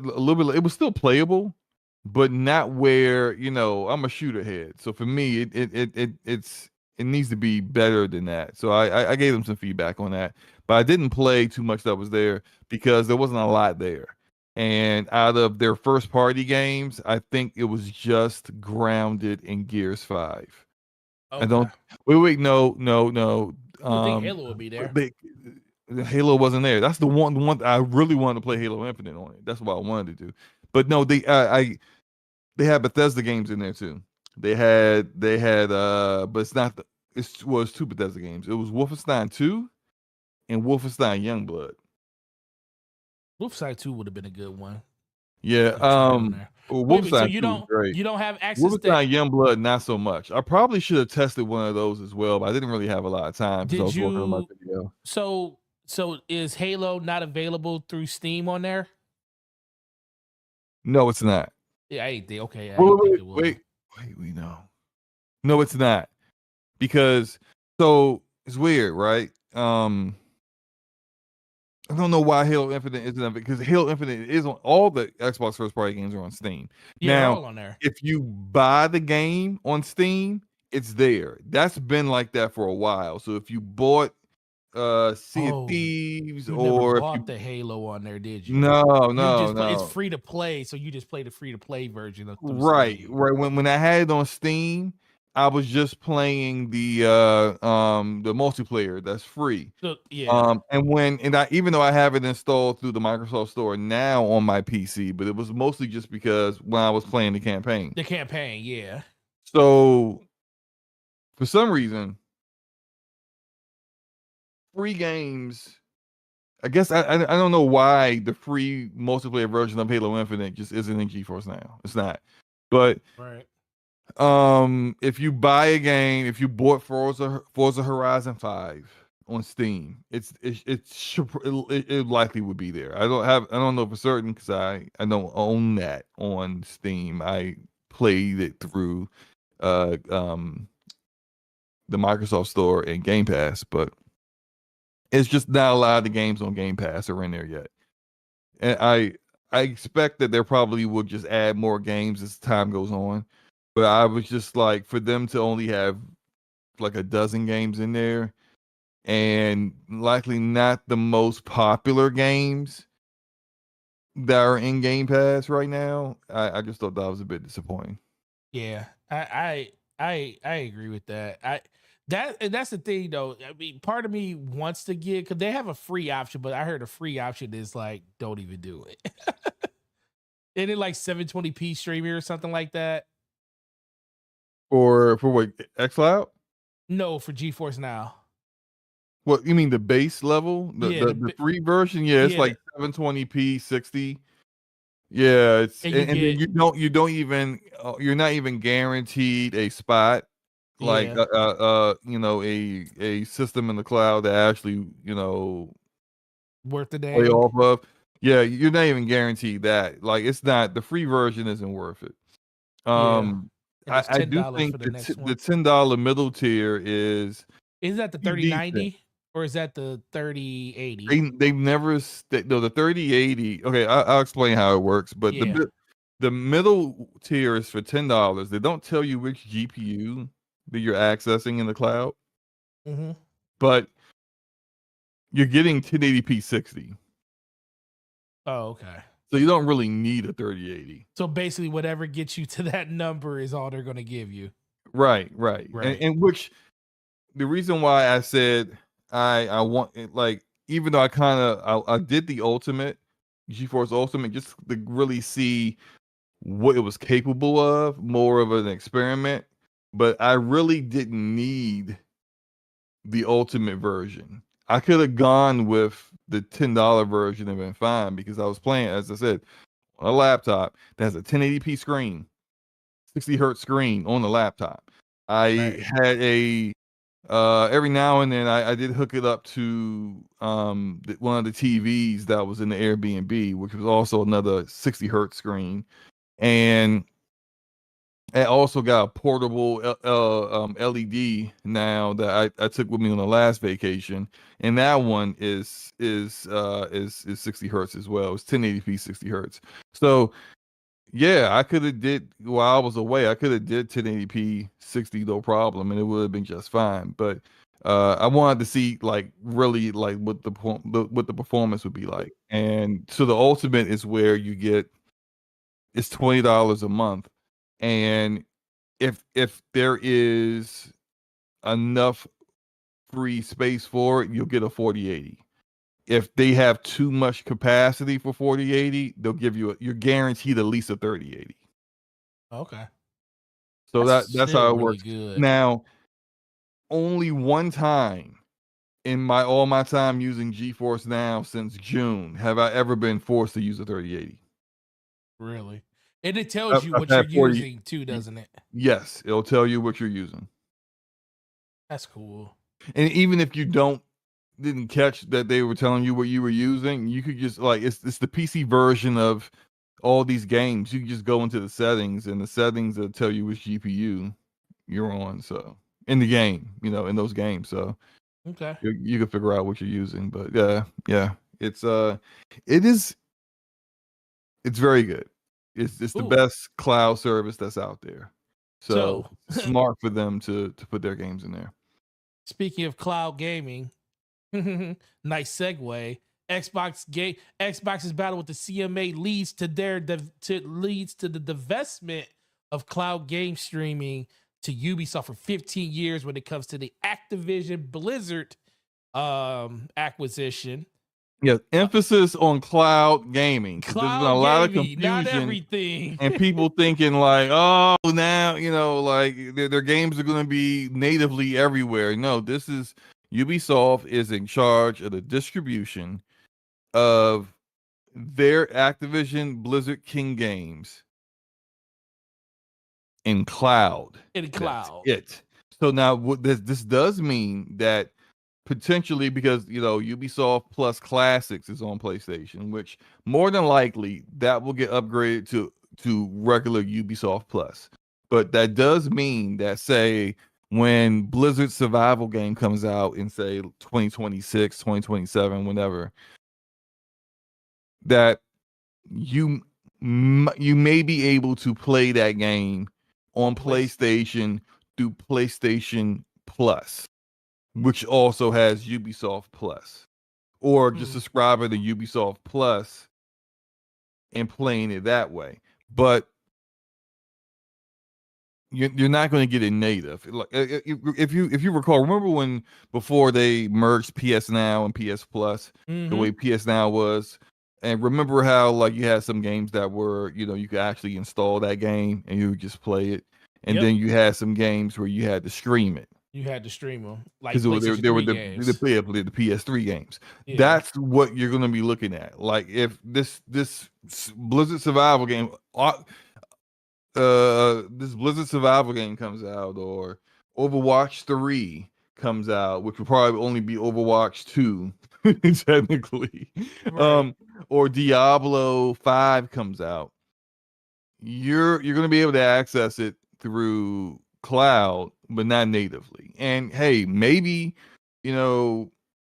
cloud gaming will advance far enough where it's the experience ain't that bad. Yeah, maybe.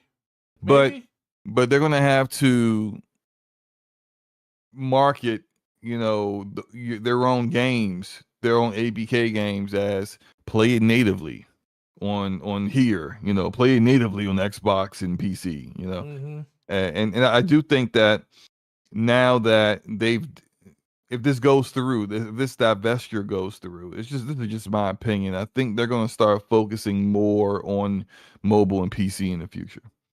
Yeah, the funny thing is they don't even they have to get the licensing rights from Ubisoft to stream these games on an Xbox. After this, we already know that in the background that's already going to probably be built into the whatever deal they're going to have. Like, listen, you have control to put these games wherever you want when it comes to streaming.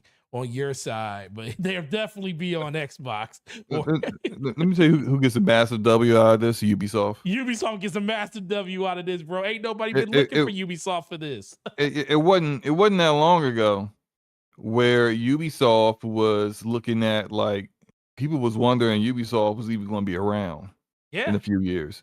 Their CEO, Yves Guillemot, out here giving the worst pep talk, pump up speeches to his team, like, hey, if we don't make it, it's on you. Like, it's Right. just like, Yeah.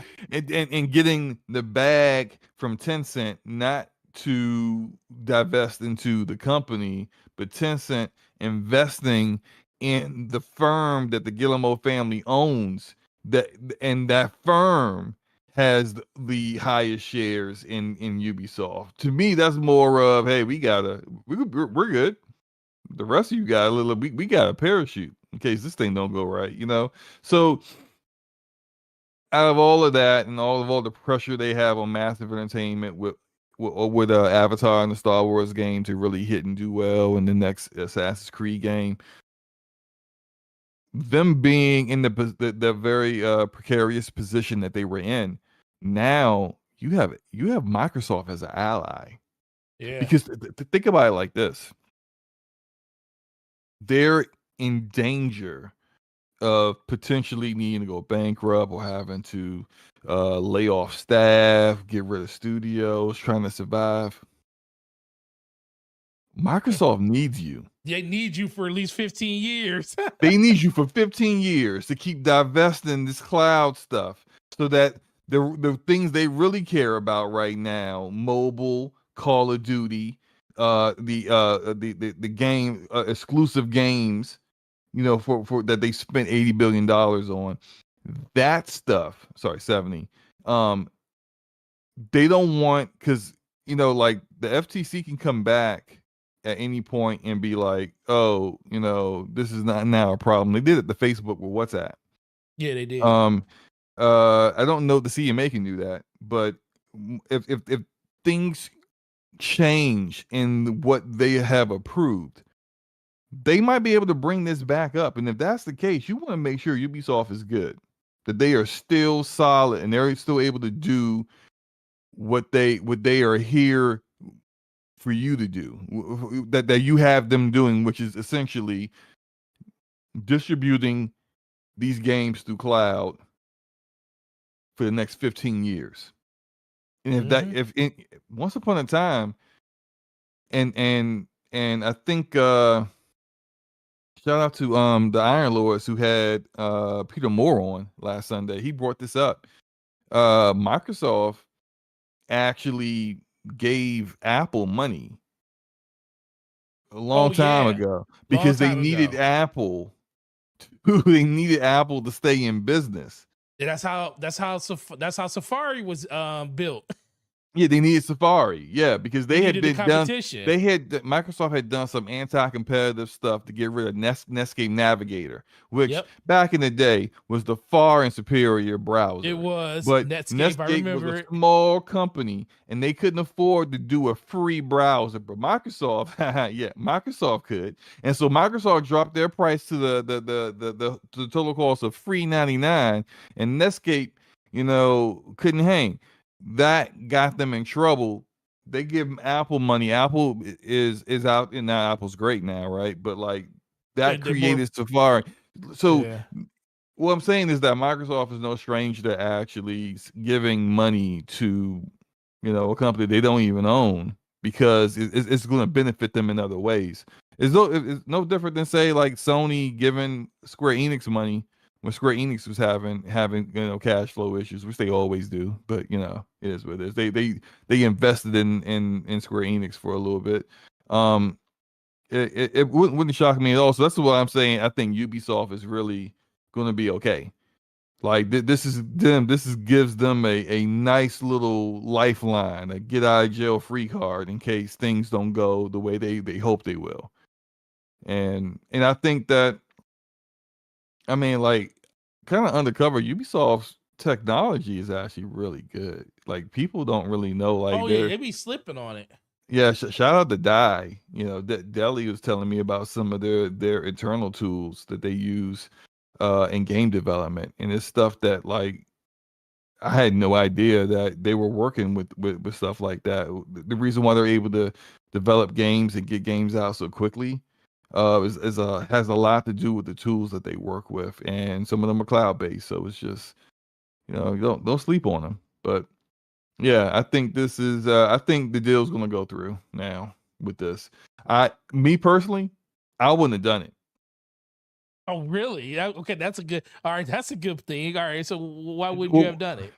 because I would have told the CMA to kick rocks, and I just would have closed over them. Now, this is me You not would have just pulled all. You caring. would have pulled all your stuff out of the European market, though. No, I just wouldn't do anything cloud related in the European market. Or if they had a problem with that, then yeah, I wouldn't sell ABK products there. I think it's more.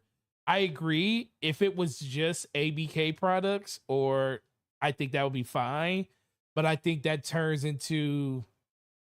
I think a lot. I think that turns into something Microsoft doesn't want it to be, because then they could turn around and say we don't want X amount of whatever from Microsoft in the territory. Yeah, And but then I understand why they done this because they don't want to piss the CMA off too much. no, not too much, especially with Because all these different moves because they doing. They ain't you're right, done. because they're not done. Exactly. They're not done. They're not done acquiring things. And they don't want to do something where the CMA is just like, it doesn't matter if you try to buy a Sobo, they're gonna be like, screw you, no. No, right. Something small. Yeah. So I think that like, yeah, that's why they're doing what they're doing, because they're trying to keep them in their good graces. They probably won't like acquire something like next year. But if they're gonna, you know, make another big move, potentially like another publisher or like try to get another publisher, you don't want it to be a situation where, well, you know, we're guaranteed to not get past this regulator. So we can't make the moves that we want to make. So that's why they're doing this. But me, I don't care about if I was them, I wouldn't be trying to acquire anything else. I would just be building up what I already have, and so I wouldn't care about any of that. I would just close over the Yeah, UK. that's what a lot of people say, because they feel like their Microsoft is giving up they're capitulating way too much to the Mhm. CMA Shout for out this to deal to go Erica for through. the win in the chat. What's up, Erica? Oh, shout out to Erica, man. Speaking of which, we need to do that crossover again. We need to come on come over can't talk right now. We need to come over to the show and Or chill with you. And I yes, don't, the yes, backlog ain't. She ain't done the backlog in a while. really. I haven't been looking at what's name. Hey, What? Shut up! I didn't know. don't tell me. You need to shut up. Talking about. I thought they haven't done it in a while. You know what? Erica, you gotta come through. Listen. You gotta come through soon. Yeah, you got to come through, Erica. We got to get you to come through. Oh, they stopped the beginning of the year. Dang, that long ago, huh? Erica, that just shows how much Forte pays attention to your show. I knew this. No. I knew this. I knew when you stopped because I watched the show. No, unlike listen, some people. Listen, you know what? Now that I think about it, I always, because Erica's one of those people that every time she streams, if I see her face on a thumbnail, I always jump in. And now that I think about it, I haven't seen Erica's face on a thumbnail in a while. Are you so you gonna jump on Pret Start next week, huh? No, that show's been that show's been dead. That show's been dead before. It was dead after Erica left it. Hey. No, I won't say that. Shout out to the homies. I'm just messing around. Hey, now. I was still a little hurt. I was still a little hurt when Erica left. I was like, I don't care what the heck happened. That was the heart and soul right there, or at least part of it. Oh, see, she's just been making videos. She's been making a lot of Souls-ish content. I did see that because she made Remnant videos. I saw some of her Remnant videos.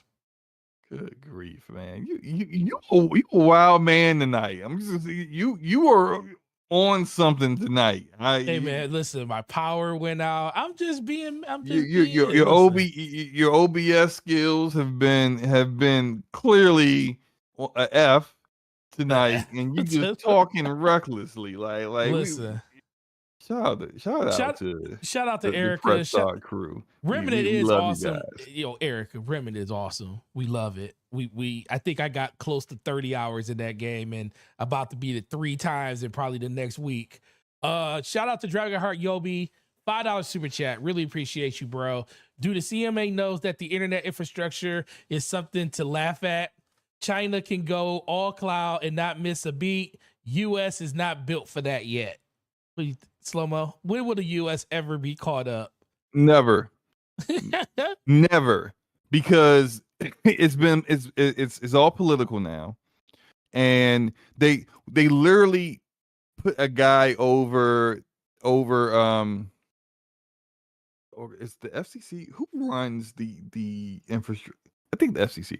They put a guy who used to be a Verizon lobbyist in charge, as if the guy wasn't going to do what you expect a lobbyist for an internet provider to do. He basically undid net neutrality and undid any laws that would have protected us from ISPs basically doing their thing and getting whatever they wanted. We are worse off than we were a decade ago. And these ISPs for years have been lying to the government, saying they were going to build out the infrastructure of this country for internet, wire it for fiber. They're not trying to do that. They come up with excuses all the time, so they can keep getting their tax breaks because they don't pay taxes. And they're going to keep doing that because it doesn't matter which side either. That's true. So I don't want people coming after me. It doesn't matter which political party you're a part of. All of them, when it comes to these ISPs, just give them whatever they want. And so it's never going to change. We will get slight improvements on infrastructure, just more out of just like basic necessity. But getting it to the point of where, like, say, like in South Korea, where like the internet's amazing, like you're getting like amazing internet, like in subway tunnels and stuff like that, and like Japan and other places. Like we should have internet like that in the majority of the places in this country, and we don't. We don't. Even Europe has better internet than we do. So yeah, I mean it is what it is. It is what it is. It's pretty bad. Pretty bad over here, man. I mean, and honestly, it really just depends. It's like there's really good hotspots here in America that have really good internet. You know, shout out to Verizon Fios. Shout out to it should Google. Be at this point the internet infrastructure, fast high speed internet should be a utility. It's like you gotta have water, you gotta have electricity. Like it should be that. It's so essential to society at this point. But you know, they'll tell you that it's still yes, I'm a network engineer. Yes, I'm a network engineer, so of course I kind of feel. But still, like regardless, even if I wasn't a network engineer, it's that important. How long you been unplugged when it comes to like just traditional like TV and everything, where you have to have the internet to basically have a day-to-day basically. Wait, you said unplugged.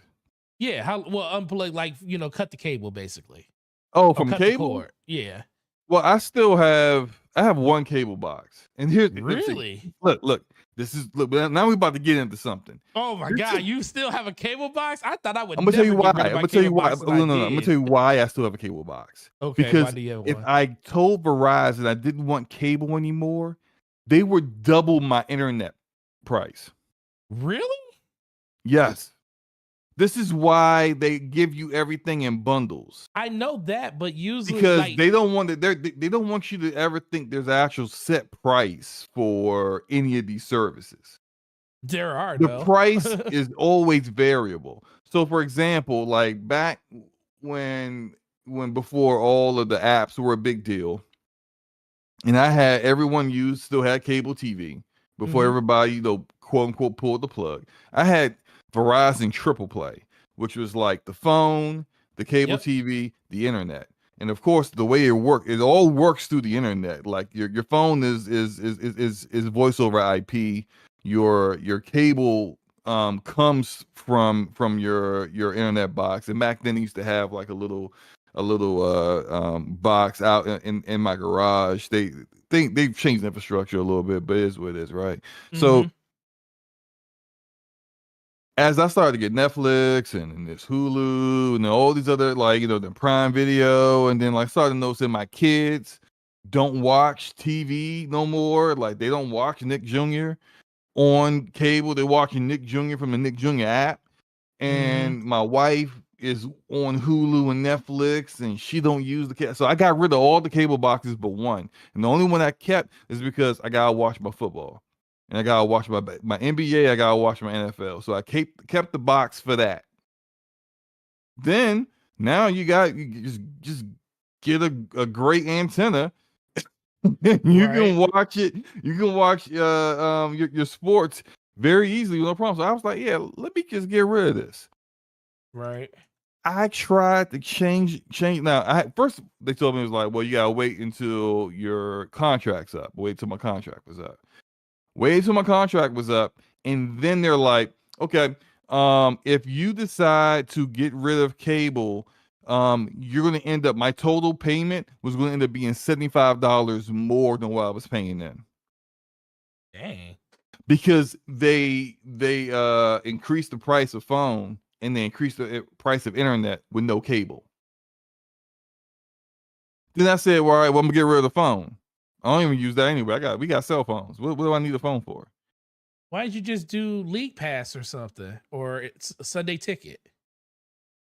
It doesn't. No, that's not the point. The point is, it's cheaper for me to keep cable. I have a cable box that I don't even use, and the only reason I have it is because it's cheaper. It's It's cheaper. internet's cheaper with it than without it. That's That's the point I'm making. crazy. And Comcast is like they're notorious for raising people's prices, and I think it's like the difference for me having cable and not having cable is like $40.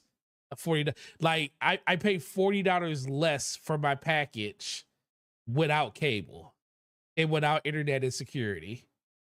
And I see people in the chat saying, why didn't you, like, at that point I would just look for an alternate service. Verizon is the best game in town. Not only do they own the backbone in this area, which, like, that's tech talk for people who understand what I mean when I say on the back. I live in Maryland, Pixel. So they own the infrastructure in this area. Comcast is there's like duopolies in Maryland and Northern Virginia, where, for example, in Northern Virginia they have Cox Communications, but Yep. Cox doesn't come over here to Maryland. Comcast is in parts of Northern Virginia and Maryland. I don't know if they do DC or not, but essentially Verizon is everywhere, and they only have one competitor in the area, in the counties that they are. And sorry, my only other recourse is to go to Comcast, which is no, I refuse. What's wrong with Comcast Comcast? stinks. Comcast is terrible. Performance is terrible. Like, Why? Because they don't give you there's the no upgrade way. because you don't get the upload. That's Bro, why. I'm getting 1 gigabyte Oh, download and upload with Verizon. I give you the upload part. That's the one thing that Comcast Yeah, needs to do better. right. That No, upload almost is nobody atrocious. is doing that. Almost nobody in this country is giving you 1 gig upload. Yeah, Comcast gives me 40 upload and I get the 1 gig down. Yeah, I don't have options like that here. Google tried to come through here Oh, Google tried to with put Google Fiber, they and tried to they was put like, "No, sir, we not even like build your own fiber, build your own backbone. You can't use our infrastructure over here." Yep. So Google was a rat. Yeah, and that's why I deal with Verizon's tomfoolery. I'm paying like 180 a month. Oh wow. Yeah, that's a lot. Yeah, but if I decided I That's to with say, cable? yeah, that's if I decided to go without the cable, it would go up to like 280. God. So I would have kept it too. I just kept it. I just like you win. You win Verizon. I went from I remember with my full package, I had the, Comcast had they triple play. You get TV, internet, and what was it? TV, internet, and phone. I was paying like $210 or something like that. And then I was like, I need to get rid of the phone. And then it only dropped like $20. So I was like, y'all only value the phone like $20. And then when my contract was up, I was like, I never wanted to cut the cord. I was like, but the more and more I thought about it, I was like, man, I'm about to just start streaming everything. Screw it. And then once they started putting like all the shows, like I watched Undisputed, like with Shannon Sharp and everything. And then I watched like First Take. And then once they like made their YouTube videos and put their segments on YouTube, I was like, oh man, I don't even need that no more. The only thing I was missing out on was TV, like the NFL, like you said.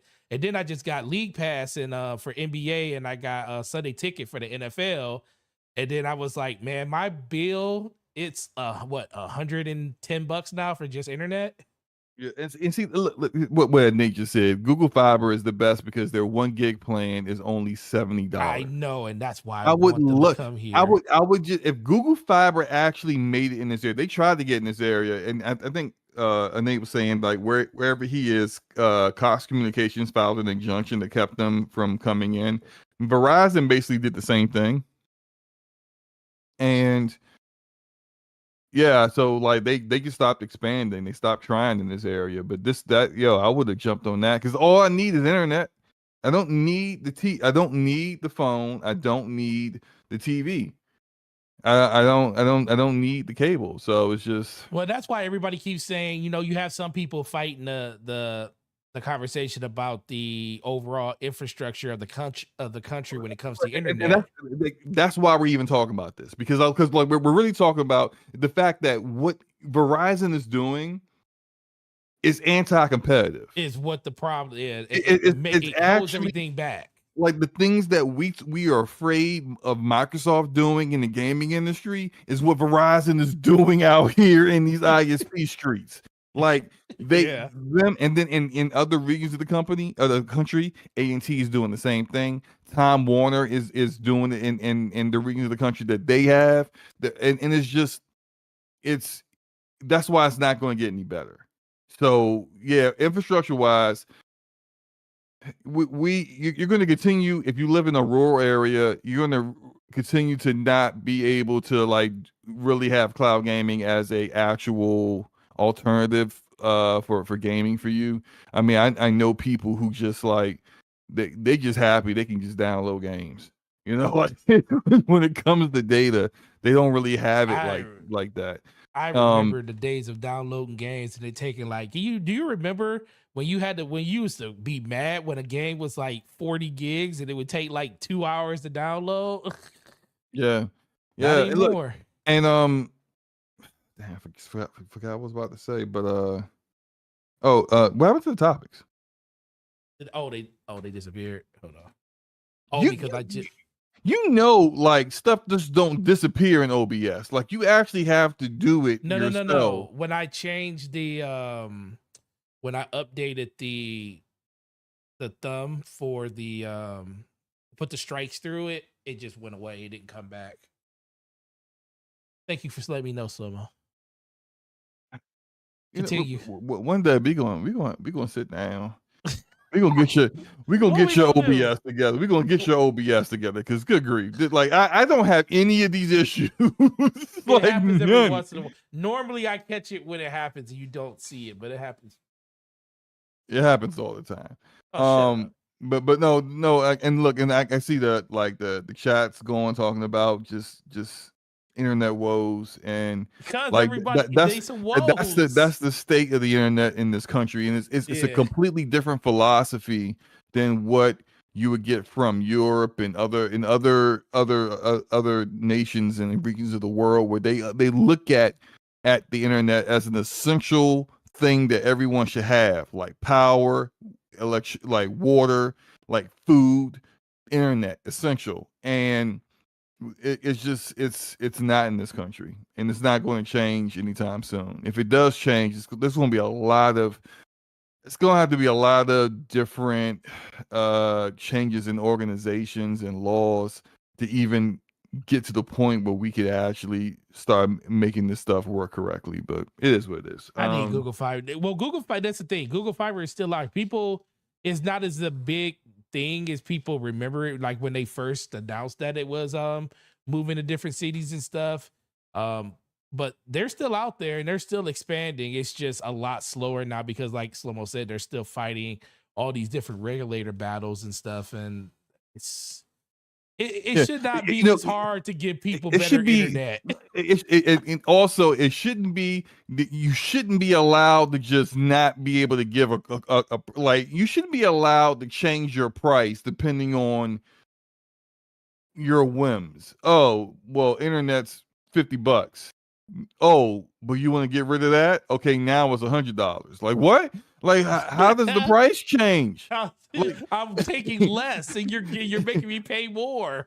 Right? You shouldn't be able to do that. You shouldn't be able to lie and say we have 5G and it's not 5G. You don't even have any 5G towers. Yes, I'm talking about you, AT&T. You shouldn't be allowed to do stuff like that. Like that's false advertisement. Yeah, it is. But these they get away with murder. They get to do and say whatever the heck they want, and nothing ever happens. So, well, that was a very nice tirade that we just went on, and the whole chat was with us because that's the one thing that we outside of gaming, the only other thing that we all have in common is internet and how terrible it is in this country and how segmented the price to performance is for some people. Like some people in the chat got really good internet and they're paying a really good price for it, and some of us are, not doing so well. Like I think my internet's fine. I mean,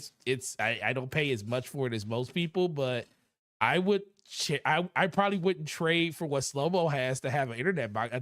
What is it? What is that called in your house? A cable box? What's that? A cable box, yes. What's that? With channels on it that you don't even. When the last time did you even wipe that thing off before? It's got dust on it, don't it? No, and nothing in my house got dust. I clean up around here, man. You use Pledge. You use Pledge. Look. Y'all understand? Y'all have to understand that, like the whole meme of like it's collecting dust, like I don't use it, is really don't work. It really just means you're dirty. Because I use all my stuff in my house, and if I didn't clean it up, it would collect dust. Like my PC would collect dust if I didn't like clean, and if I didn't unhook it and then blow dust out of it and then wipe the dust off the top of it, like it would collect dust. Like it look, no, but it doesn't know. The cable box is just there. It's just there. It doesn't get used. It doesn't. I don't. When's the last time I turned it on? I mean, I know I was watching the Commanders in preseason, but I was watching them through just regular TV. Yeah. All right, let's move over to our last topic. Shout out to everybody in the chat. Really appreciate the back and forth on that. That was cool. Shout out to the 43 people. We recovered. We got all our people back, Slow-Mo. Yes, Power outage didn't hold us down. Last topic, Phil Spencer interview at Gamescom 2023 with Dustin Legary of IGN. Had a lot of stuff he talked about, mid-gen refreshes, talked about the state of what's going on with the ABK deal, talked about Larian Studios with Baldur's Gate. A lot of good information in there. It was only 11 minutes. Baldur's Gate. Baldur's. It's Baldur's Gate, not Boulders. Baldur's. Okay, say it with me, Slow-Mo. You said Boulders. I said Baldur's Gate. Say it with me, Slow-Mo. The chat knows better. Continue. Remember when I had a problem saying series and then you was like, what the fuck did you say? I mean, heck did you say?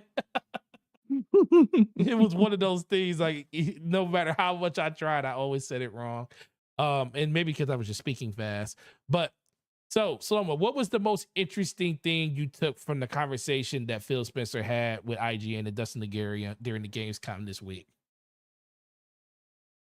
His thought about the PS5 Pro and Xbox, whether they would do a mid-gen. I don't believe him. I I don't believe I this think whole you're telling the thought that truth. this whole thought that we don't need to. What do you mean you don't need to do? Look, you don't have to drop something when they drop it, but I know they're working on another Xbox. They are. So if you drop something a year and a half after the PS5 Pro comes out, like it's not that different, really. It kind of is. I don't think so. Because it's going to play the same games the Xbox Series consoles play. Right. Their GDK game core is designed for a developer to make a game through it and it be able to run on PC, Yeah, future compatibility. on Xbox Series X, on Xbox One. It's designed for it to be able to be able to allow them to develop that game on multiple different SKUs. They have to optimize it, of course, which is some of the what we talked about earlier about Xbox Series S, but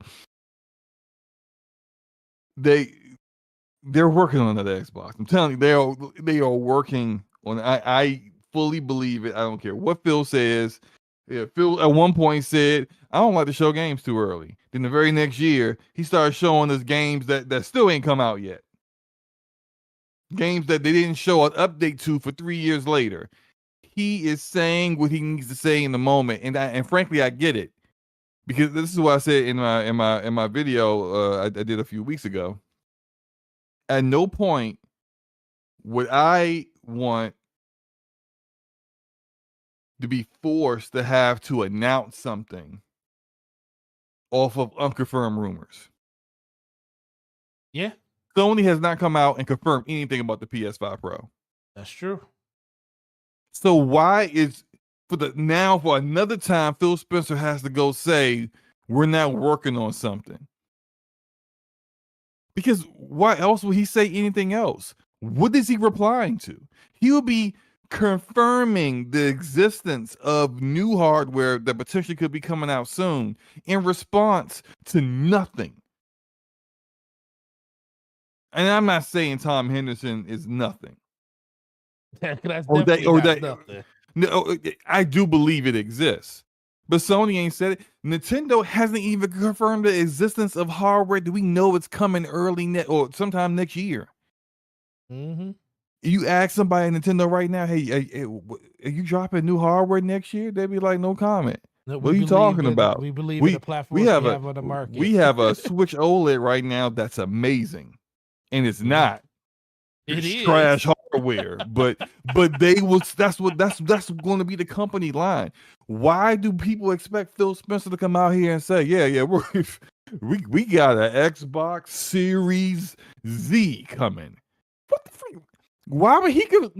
That'll be an announcement of new hardware. Why would he do that? It doesn't make any sense. So of course he's going to keep saying what he's saying, that we're just fine with Xbox Series X and S. Even though more than likely a PS5 Pro would buy the Xbox Series X. It's newer hardware. Of course it will. Oh yeah. He knows that. But he's not going to show his hand, because Dustin Legary don't work for Sony. Dustin Legary is Game Press getting information. We don't need to know this information. It changes nothing for us. If you're going to buy an Xbox today versus buying an Xbox 2 years from now when they drop something, like, what does that change? Do you want to play Starfield or not? Buy the hardware or shut up. Like, that's it. So you really don't. There's nothing that we need to know right now about any of this. But he's not going to say that publicly. He's just going to be like, we're great with our hardware right now. That Xbox Series X and S is awesome. It runs games fabulously. Even though they out here running on 30 frames per second. But that's going to be the company line until it's not. That's going to be the company line until they show new hardware. And they're going to show new hardware within 2 years. So I do not disagree with you one bit. You made some really, really good points. I've thought about those points before, and I think it ultimately for me, well, going back to what I like the most about, or the thing that I took away the most from, he pretty much just confirmed. When they asked him about when he asked him about, mid gen basically, and where Xbox Series X and S are. He pretty much said he feels like this is. I liked his answer. It was kind of like a non-answer. He was like, "This is like kind of the beginning of the end, the beginning of the end, or the end of the beginning." He said, and I was like, "Huh, that's an interesting way of looking at it." And he pretty much acknowledged the fact that a lot of people kept trying to poo-poo on the reason we're seeing so many great games come out now is because we're getting further and further away from the dog crap 2020 year that we had, where everything was put on hold. So not a lot of the games and a lot of the developers are finally getting a chance to like hit their stride and release the projects that they probably were meant to release 2 years ago or even a year ago. And you're starting to see those games come to fruition now. That's why he even mentioned, I think he said something, there's like 85 games that are releasing over the course of the next 24 hours, like just different types of genres of games and everything.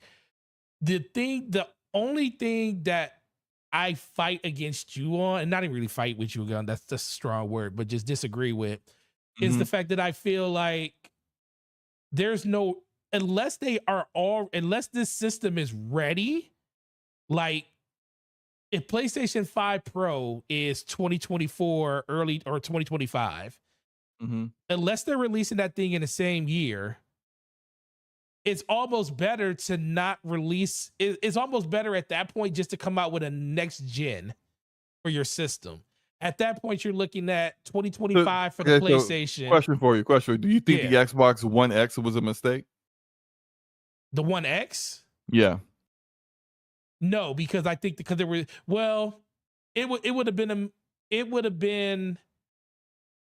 Well, no, because the Xbox One X was 4 years later. It was within 4 years.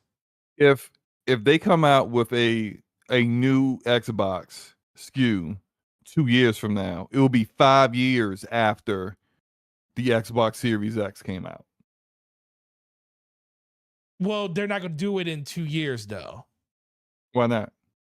Now you're 100%. I will give you that. If they release it in 2025, then this is a good move.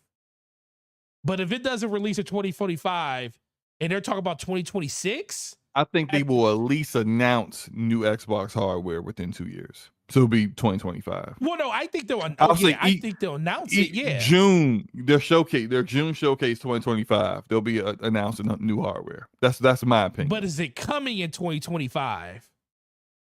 I don't know about that, but I think they want people to know it's coming. Probably like late 2025 because or early I think 2026. Because at that point, I just feel like you might as well. Because if you're working on it now, that means by the time 2025, 2026, that means 2026, maybe early 2027 or holiday 2027. PlayStation probably is going to hit in 2025 with their system. If we just just take the lay of the land, it could be 2024. All we know, we don't know, but we'll just be conservative and say 2025 for PlayStation, 26, 27 for Xbox. If it's not 26 for Xbox, I would just wait an extra year and get an even better, because we all know how fast technology moves. Yeah, but I mean, the longer you wait, you're always going to have either the technology you were going to launch with at a cheaper production price, or the ability to upgrade from where you were going to, with the hardware you were going to launch with, to come with something more powerful. So are you off cycle at that point, I guess? You'll just be off cycle, because I just look at it as the fact that the last time that this happened, they released in the same year for PlayStation 4 and Xbox One. They released in the same year for Series X and S and PS5. This would be the first. I mean, the PlayStation 4 Pro released a year early, but it really wasn't meant to make the system more powerful. What's happening on screen right now? What is this? What is this? I don't know. You're hosting the show, man. So it's your screen. Oh, the Gamescom thing just ended. That's what we've been talking about it that long. That Gamescom ended. But the fact that Phil Spencer came out and he said those things, it just feels like they feel like it. If you take him at his word, I mean that's really hard to do. as what these Okay, all of these. how many times has Phil told us this is what the game plan is, and the game plan changed? Yeah, and that's the thing, and that's why I can't really argue or fight you on it, because a lot of this can change. I just feel like at a certain point, you just want to release. You don't want to be a year, 2 years behind them on hardware. And if you're going to be 2 years behind them, it just feels like you just come out with an even more powerful system, reset the market completely instead of it being a half You step. can be a year. You could be 2 years behind someone and have a. I mean, you could be a year behind someone and have a more powerful system. Well, no, they'll have a more. I think they'll have a more powerful PS3, system, but how much more powerful? I mean, technically, the PS3 was more powerful than the Xbox 360. It was Yeah, just but more difficult developers. to. Yeah, it was more difficult to develop games on. Yeah, But you could come out later, like just a year later, and have a more powerful platform. It's just that like it's even if they plan on launching, they're trying to like watch Sony. Okay, we're gonna figure out when are they launching that PS5 Pro, because we're gonna launch something right with them. Sony has never confirmed the existence of a PS5 Pro.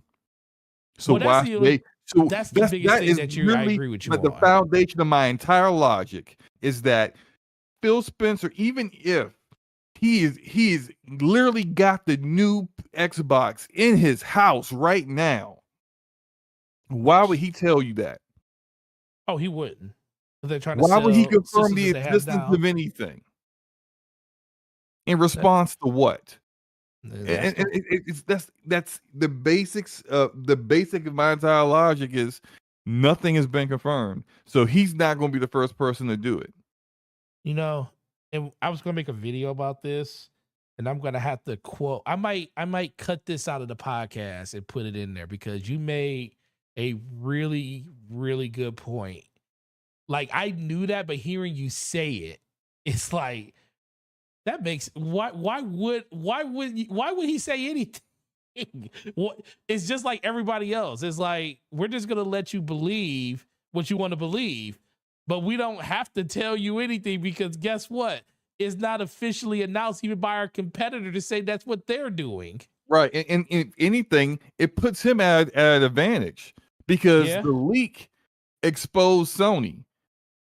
And for once, there hasn't been a leak that has exposed that Xbox has something on the horizon. I can't believe that's the one thing I can't believe. I think that's why people are kind of looking at it like Xbox don't really have something. Well, they told you the year before the X came out that they were already the Series X. They already told you they were working on new hardware already. They always start R&D of new hardware right when they finish production of the previous hardware. They said that. Yes, they said that back in 2020 and 2021. They said we're always working on new hardware.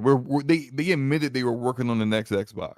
Yeah, they years ago. Yeah, so we know that they're doing it. It's just that we don't know when it's coming. Right. So with that said, like they never announced anything. They can say that the way they said it was like we're always working on new hardware.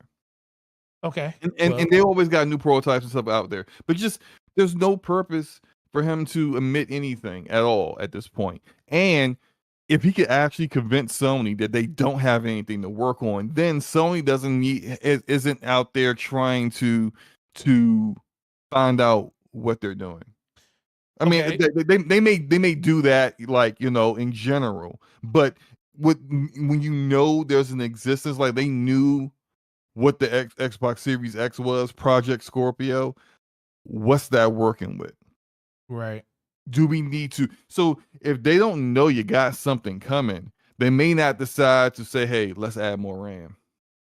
Say, let's change this. Let's overclock the CPU because we just found out that their new device is running at this. So let's do that. Like if they don't know anything, right? They're not going to adjust to anything, and it's just there's just no reason for him to admit anything at this point in time. Hmm. So, okay, so moving on to the last part of this, for the next, okay, so PlayStation, Xbox, what does this next console refresh, even if it's a new gen or just refreshes to the ones we have already, a half step or whatever they want to call it, what does it have to be? I know, in my opinion, what it has to be. As far as performance goes? Yes. What does it have to be? Or Okay, what is it going? What it 30 has to be and what it's FPS going to be. needs to be a distant memory. It's for Right. that hardware. Nothing is 30 frames per second. Your Right. quality mode needs to be at 60, and then have a performance mode that does, depending on the game, 120, or maybe it's just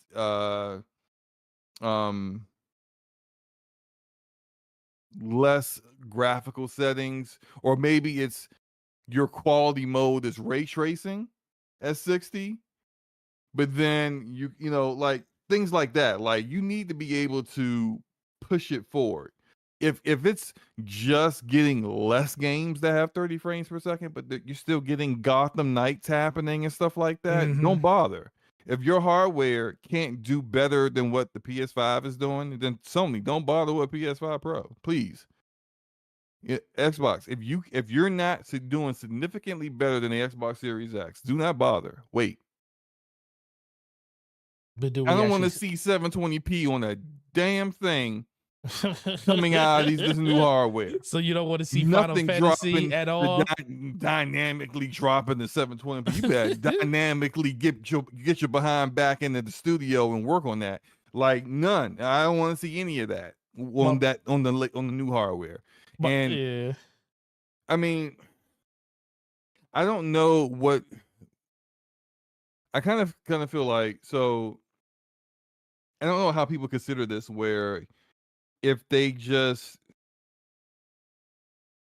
they're both using AMD, right?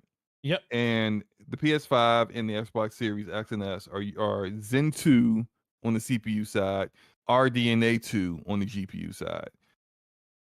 Does this mean that is the PS5 Pro going to be RDNA 3, or is it still RDNA 2 just with more CUDA cores, just with more just actual more power there, but it's the same architecture from before? Just changing it to RDNA 3 and Zen 4 or whatever, does that make it a whole new system? Is it not really a Pro at that point? I don't know. Well, that's the thing that I was thinking. Like, is it really a Pro if they're? I mean, like, these are custom APUs anyway, so they're not using like discrete CPU, GPU like we get on PC. These are custom APUs, custom made APUs for each of these platforms. But the architecture that they're putting it on, is it like, how far are they willing to go? And maybe that determines how much like the stuff costs, or whether like they decide to just not like launch in another 2 or 3 years. And that's what I think it is at that point. Yeah.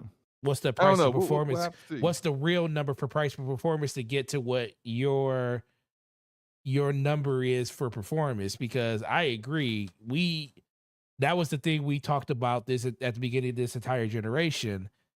I remember vividly telling people on this podcast, like, I can't wait for you guys to finally experience what 60 frames per second is like. And we remember Twitter was on fire. People were up here talking like, I don't mind 30 frames per second. I don't mind this. I don't mind that. And I'm like, you wrong, because you ain't never experienced what real 60 frames per second looks like. And guess what happened? People got a chance to experience slow-mo and they loved it. And they don't want to go back. But guess what? We went back hundreds of times, it feels like, this generation. And we didn't get the perceived promise of what these, systems were supposed to be, especially when, shout out to Aaron Greenberg. I think he does a great job with Xbox. But when he comes out and says that everything's 60 frames per second, And that's the it turns out it's not the case. Look, and that's the goal. I am in the minority on this, but I don't care. I'll stand on my soapbox with it. I think, like, some people believe it's the Xbox Series S's fault that Starfield is only 30 frames per second on consoles, and I think no. I think it's both of them. I think both the Series X and the Series S can't maintain a consistent close to 60 frames per second on that game. I don't think there's any console that can, honestly. And so I think that's why it's they just said, hey, we can go 30. And I don't even know if 30 is going to be locked on it. We'll see in another week, right? When the all the testing and stuff comes out. But and people are playing now. We know people who are playing it now. I've heard good stories I've heard good about stories about the performance. I heard it's smooth, so it probably is. I also heard everybody say they played it on PC that has it on PC too. I haven't heard that yet. We can talk offline. But no, I think the Series X couldn't do a lock 60 either. So that's why. And the reason why when we get the spec sheet for Starfield on PC in a few days, people are going to be looking at that like, excuse me? Yeah. What's that CPU for recommended? What is that? Did that just come out last year? Like, that's going to be the reaction. And so, look, yeah, the game, the excuse they made was, artistic vision. Todd Howard with his jacket. I like our lighting system. I like the system that we have, and we can make this custom made, volumetric lighting, and it's custom, whatever, Todd. Whatever, Todd. Whatever, Todd. Whatever you couldn't get 60 FPS, Todd. He said you couldn't get 60. So it was a sliding scale between 30 and 60. And you said, you know what? We're just gonna do 30. Yeah, that's true. Because if you had stronger hardware, you'd have did 60. So yeah. All right. And one last thing, I don't want to see 8K. No, I don't please not. They tried that the slightly market 8K with these current consoles. That's a joke. That's a laugh. I'm sorry. 8K ain't a thing. It's not even really 8K TVs out here like that. What do you marketing to who? The 20 people that own an 8K TV in North America? Nobody gives a damn about 8K. What we want is frames. And I know you can't market frames as good as resolution because you could actually show that, on a screenshot or something, or put it on a box. It's easy. Like, people know what that means. Like, casuals, because they see their TV, they know, hey, I got a 4K TV. I have a 1080p TV. I got a 1440p monitor. They know those things. But they don't know frame rates like that. But it's your job to educate them, because frankly, going out here and they start pushing 8K again, we ain't never gonna get rid of 30 FPS. No, I'm done. Oh, did I lose Forte again? Oh no! Don't tell me his power is well. The stream is still up. Forte. Let me go look at the chat. What's the chat doing? Brian East, yeah, 8K is a buzzword. It is, yes. Yeah. I'm back. Okay, you're back. This has been the most frustrating screen. It's like every 5 minutes. Doing something crazy. Rose or Double O says the new Hisense TVs are 144 hertz. Really? We switch this for a TV. I gotta get back on the TV scene. I used to just this is when I was in the office.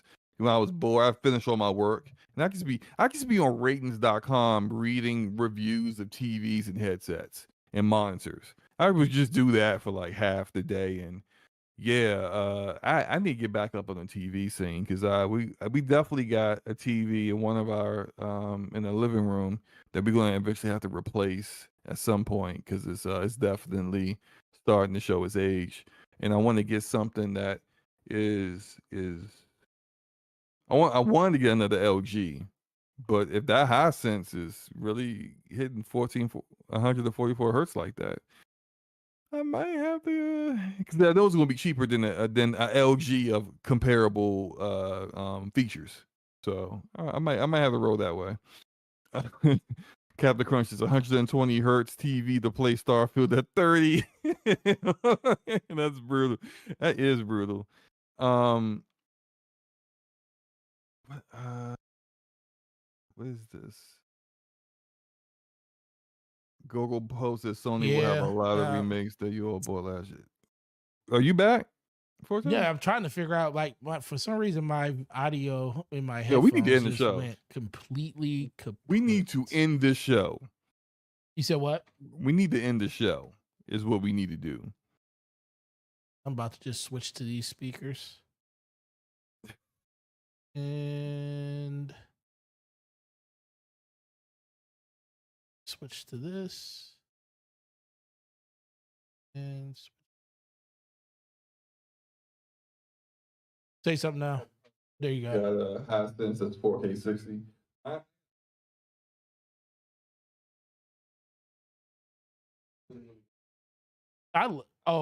You talk about the G9? I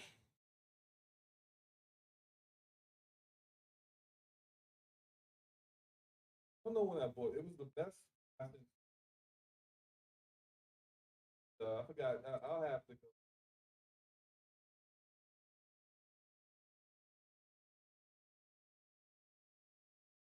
All right. So let's get this last one out of here before we turn this off. The last topic. It was the last time I had this bonus question. You see the screen? What are your thoughts?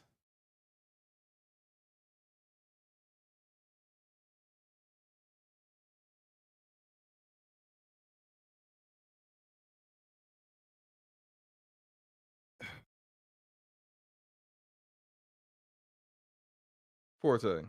How? Say something. I had to switch the input on the headset because my headset for some reason dropped. It's like 80% of the show was troubleshooting. Literally 80% of this show was troubleshooting. It's not. It is. No, it's not. What's your thoughts, Slow-Mo? On what? The screen. Oh, I mean, seems mostly reasonable except for the GPUs. That's what I was going to ask you. What do you think? What do you think of those GPUs? Again, we have SSD this is for Forza Motorsport PC specs. SSD, at minimum, I say the SSD is required. And for once, the first time I've seen VRAM requirement for ultra settings is actually showing 16 gigs of VRAM. Yep. When I saw that, I was like, wow. So those VRAM requirements are up there now. And that really kind of like, I didn't expect to see that until maybe another year from now. My 12 gig 3080 Ti. Look, I'm gonna say I'm glad I don't like simulation racers. Yeah, because you ain't gonna be able to max this out. Nope. I mean, I don't max most games out like that. Well, on 1440p, yes, but in 4K or nah. And in this 1440p probably would be out of the question as well. But I'm not playing this because I don't like this. This is You don't want to go. You don't want to make left turns.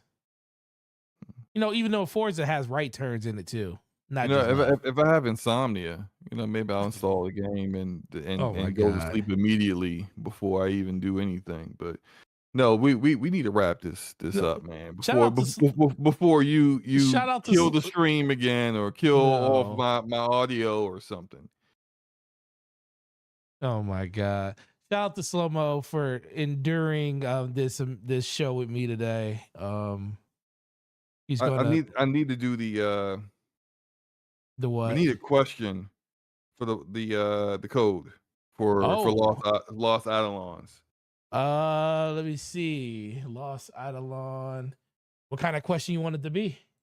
Something DPS related, I guess. Something DPS related. This is a good one. Okay. What is DPS?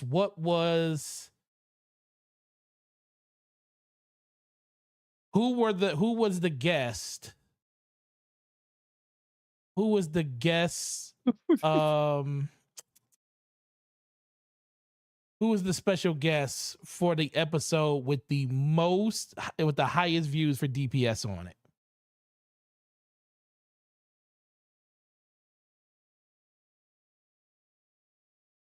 I remember that. I remember it too. But it's not just one person.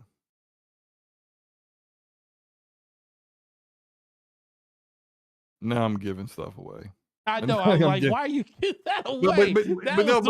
But you said the question wrong, because you said who's the guest in singular and it's not plural. So two different people could give two different answers, and both of them would be right. Whoever would have gave the first answer right. Everybody looking at the DPS archives. What's the most? Ooh, Miles is correct. Yep, he sure is. Rand and Grub. Go ahead. Special credit to the person that can name what was the name of that episode. Miles, do you have Twitter? If you have Twitter, I will DM you the code for the game. Congratulations, Miles. If you don't have Twitter, then email. I mean, I can email it to you. You know, it's whatever. You know what's crazier about that question though? It could have been across either one of our show. It could have been on your channel. It could have been on mine. So they had to do some research if they wanted to see it. Or maybe they were just there and they remember. Yeah, well, Miles is always here. Shout out to Ron. He says a developer. Slow Mo, what you got going on your channel? And what you got going on for the next week? Look for my review of the Expanse episode 3 by Saturday. Woo! Hopefully, if not Saturday, Sunday. It'll definitely be out this weekend. I probably would do a live stream on the DPS channel as well. Who knows what I'm going to be playing, but I probably want to play something soon. Maybe I'll stream us playing Remnant again. The show is taking this episode has taken a lot out of me. It is taking a lot out of me right now. I don't even know what to say, what to do. Oh my god. I'm gonna edit this one just so I can put him out his misery. Yeah. Shout out to the DPS stream as well. There's been a lot of little chatter going on over there as well. Shout out to everyone that has spoken of this. Shout out to Muck45, Baron from Level 1 Gaming. Shout out to Baron and Dirk Riggedy. Dirk Riggedy was came through over there. So shout out to you guys. Yeah, man. We look. I'm gonna get with Forte. We're gonna get in Discord. I'm gonna have him show his screen. I'm gonna fix it. I'm gonna fix this. Oh my god! Because this cannot continue any further. This the comedy of errors is gotta stop. It's like the first time in weeks. It's months, not. actually. It's not the first time.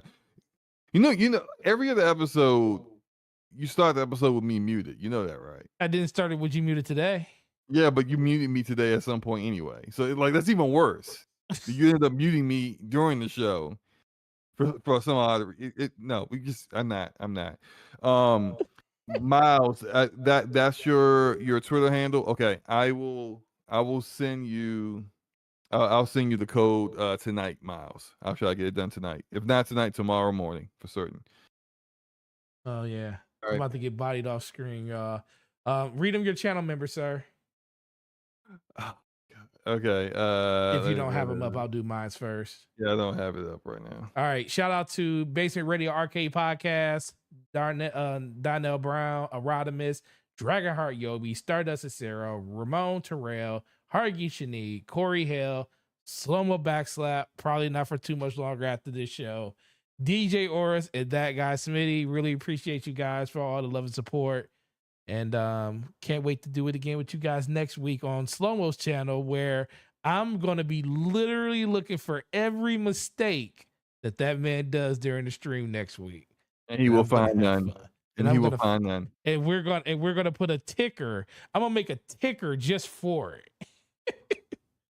A ticker for zero mistakes. Yeah, we'll see if it stays at 0. But go ahead, Slow-Mo. If we had a ticker for tonight, it would be broken. It would break. It was probably coded for like 3-digit numbers, and the numbers would be. But anyway, that's funny.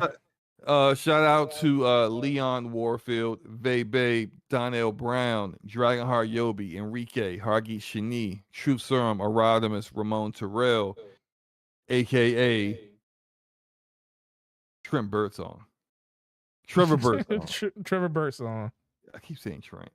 Homie One Kenobi, Game and Forte, Corey, Hale, Stardust Cicero, and that guy Smitty, who said he is building a PC. Yeah, baby.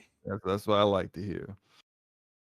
All right, we're getting out of here. Okay, hopefully we did not extend you guys' night too long. Well, we appreciate you guys, and for myself, you're already on the channel. Hit the subscribe button. Got a couple Xbox videos coming out later this week. And guess what? I survived a launch of a Destiny DLC. It didn't OD on it. I was able to make it through the first 24 hours. It's great, and haven't turned it on today at all.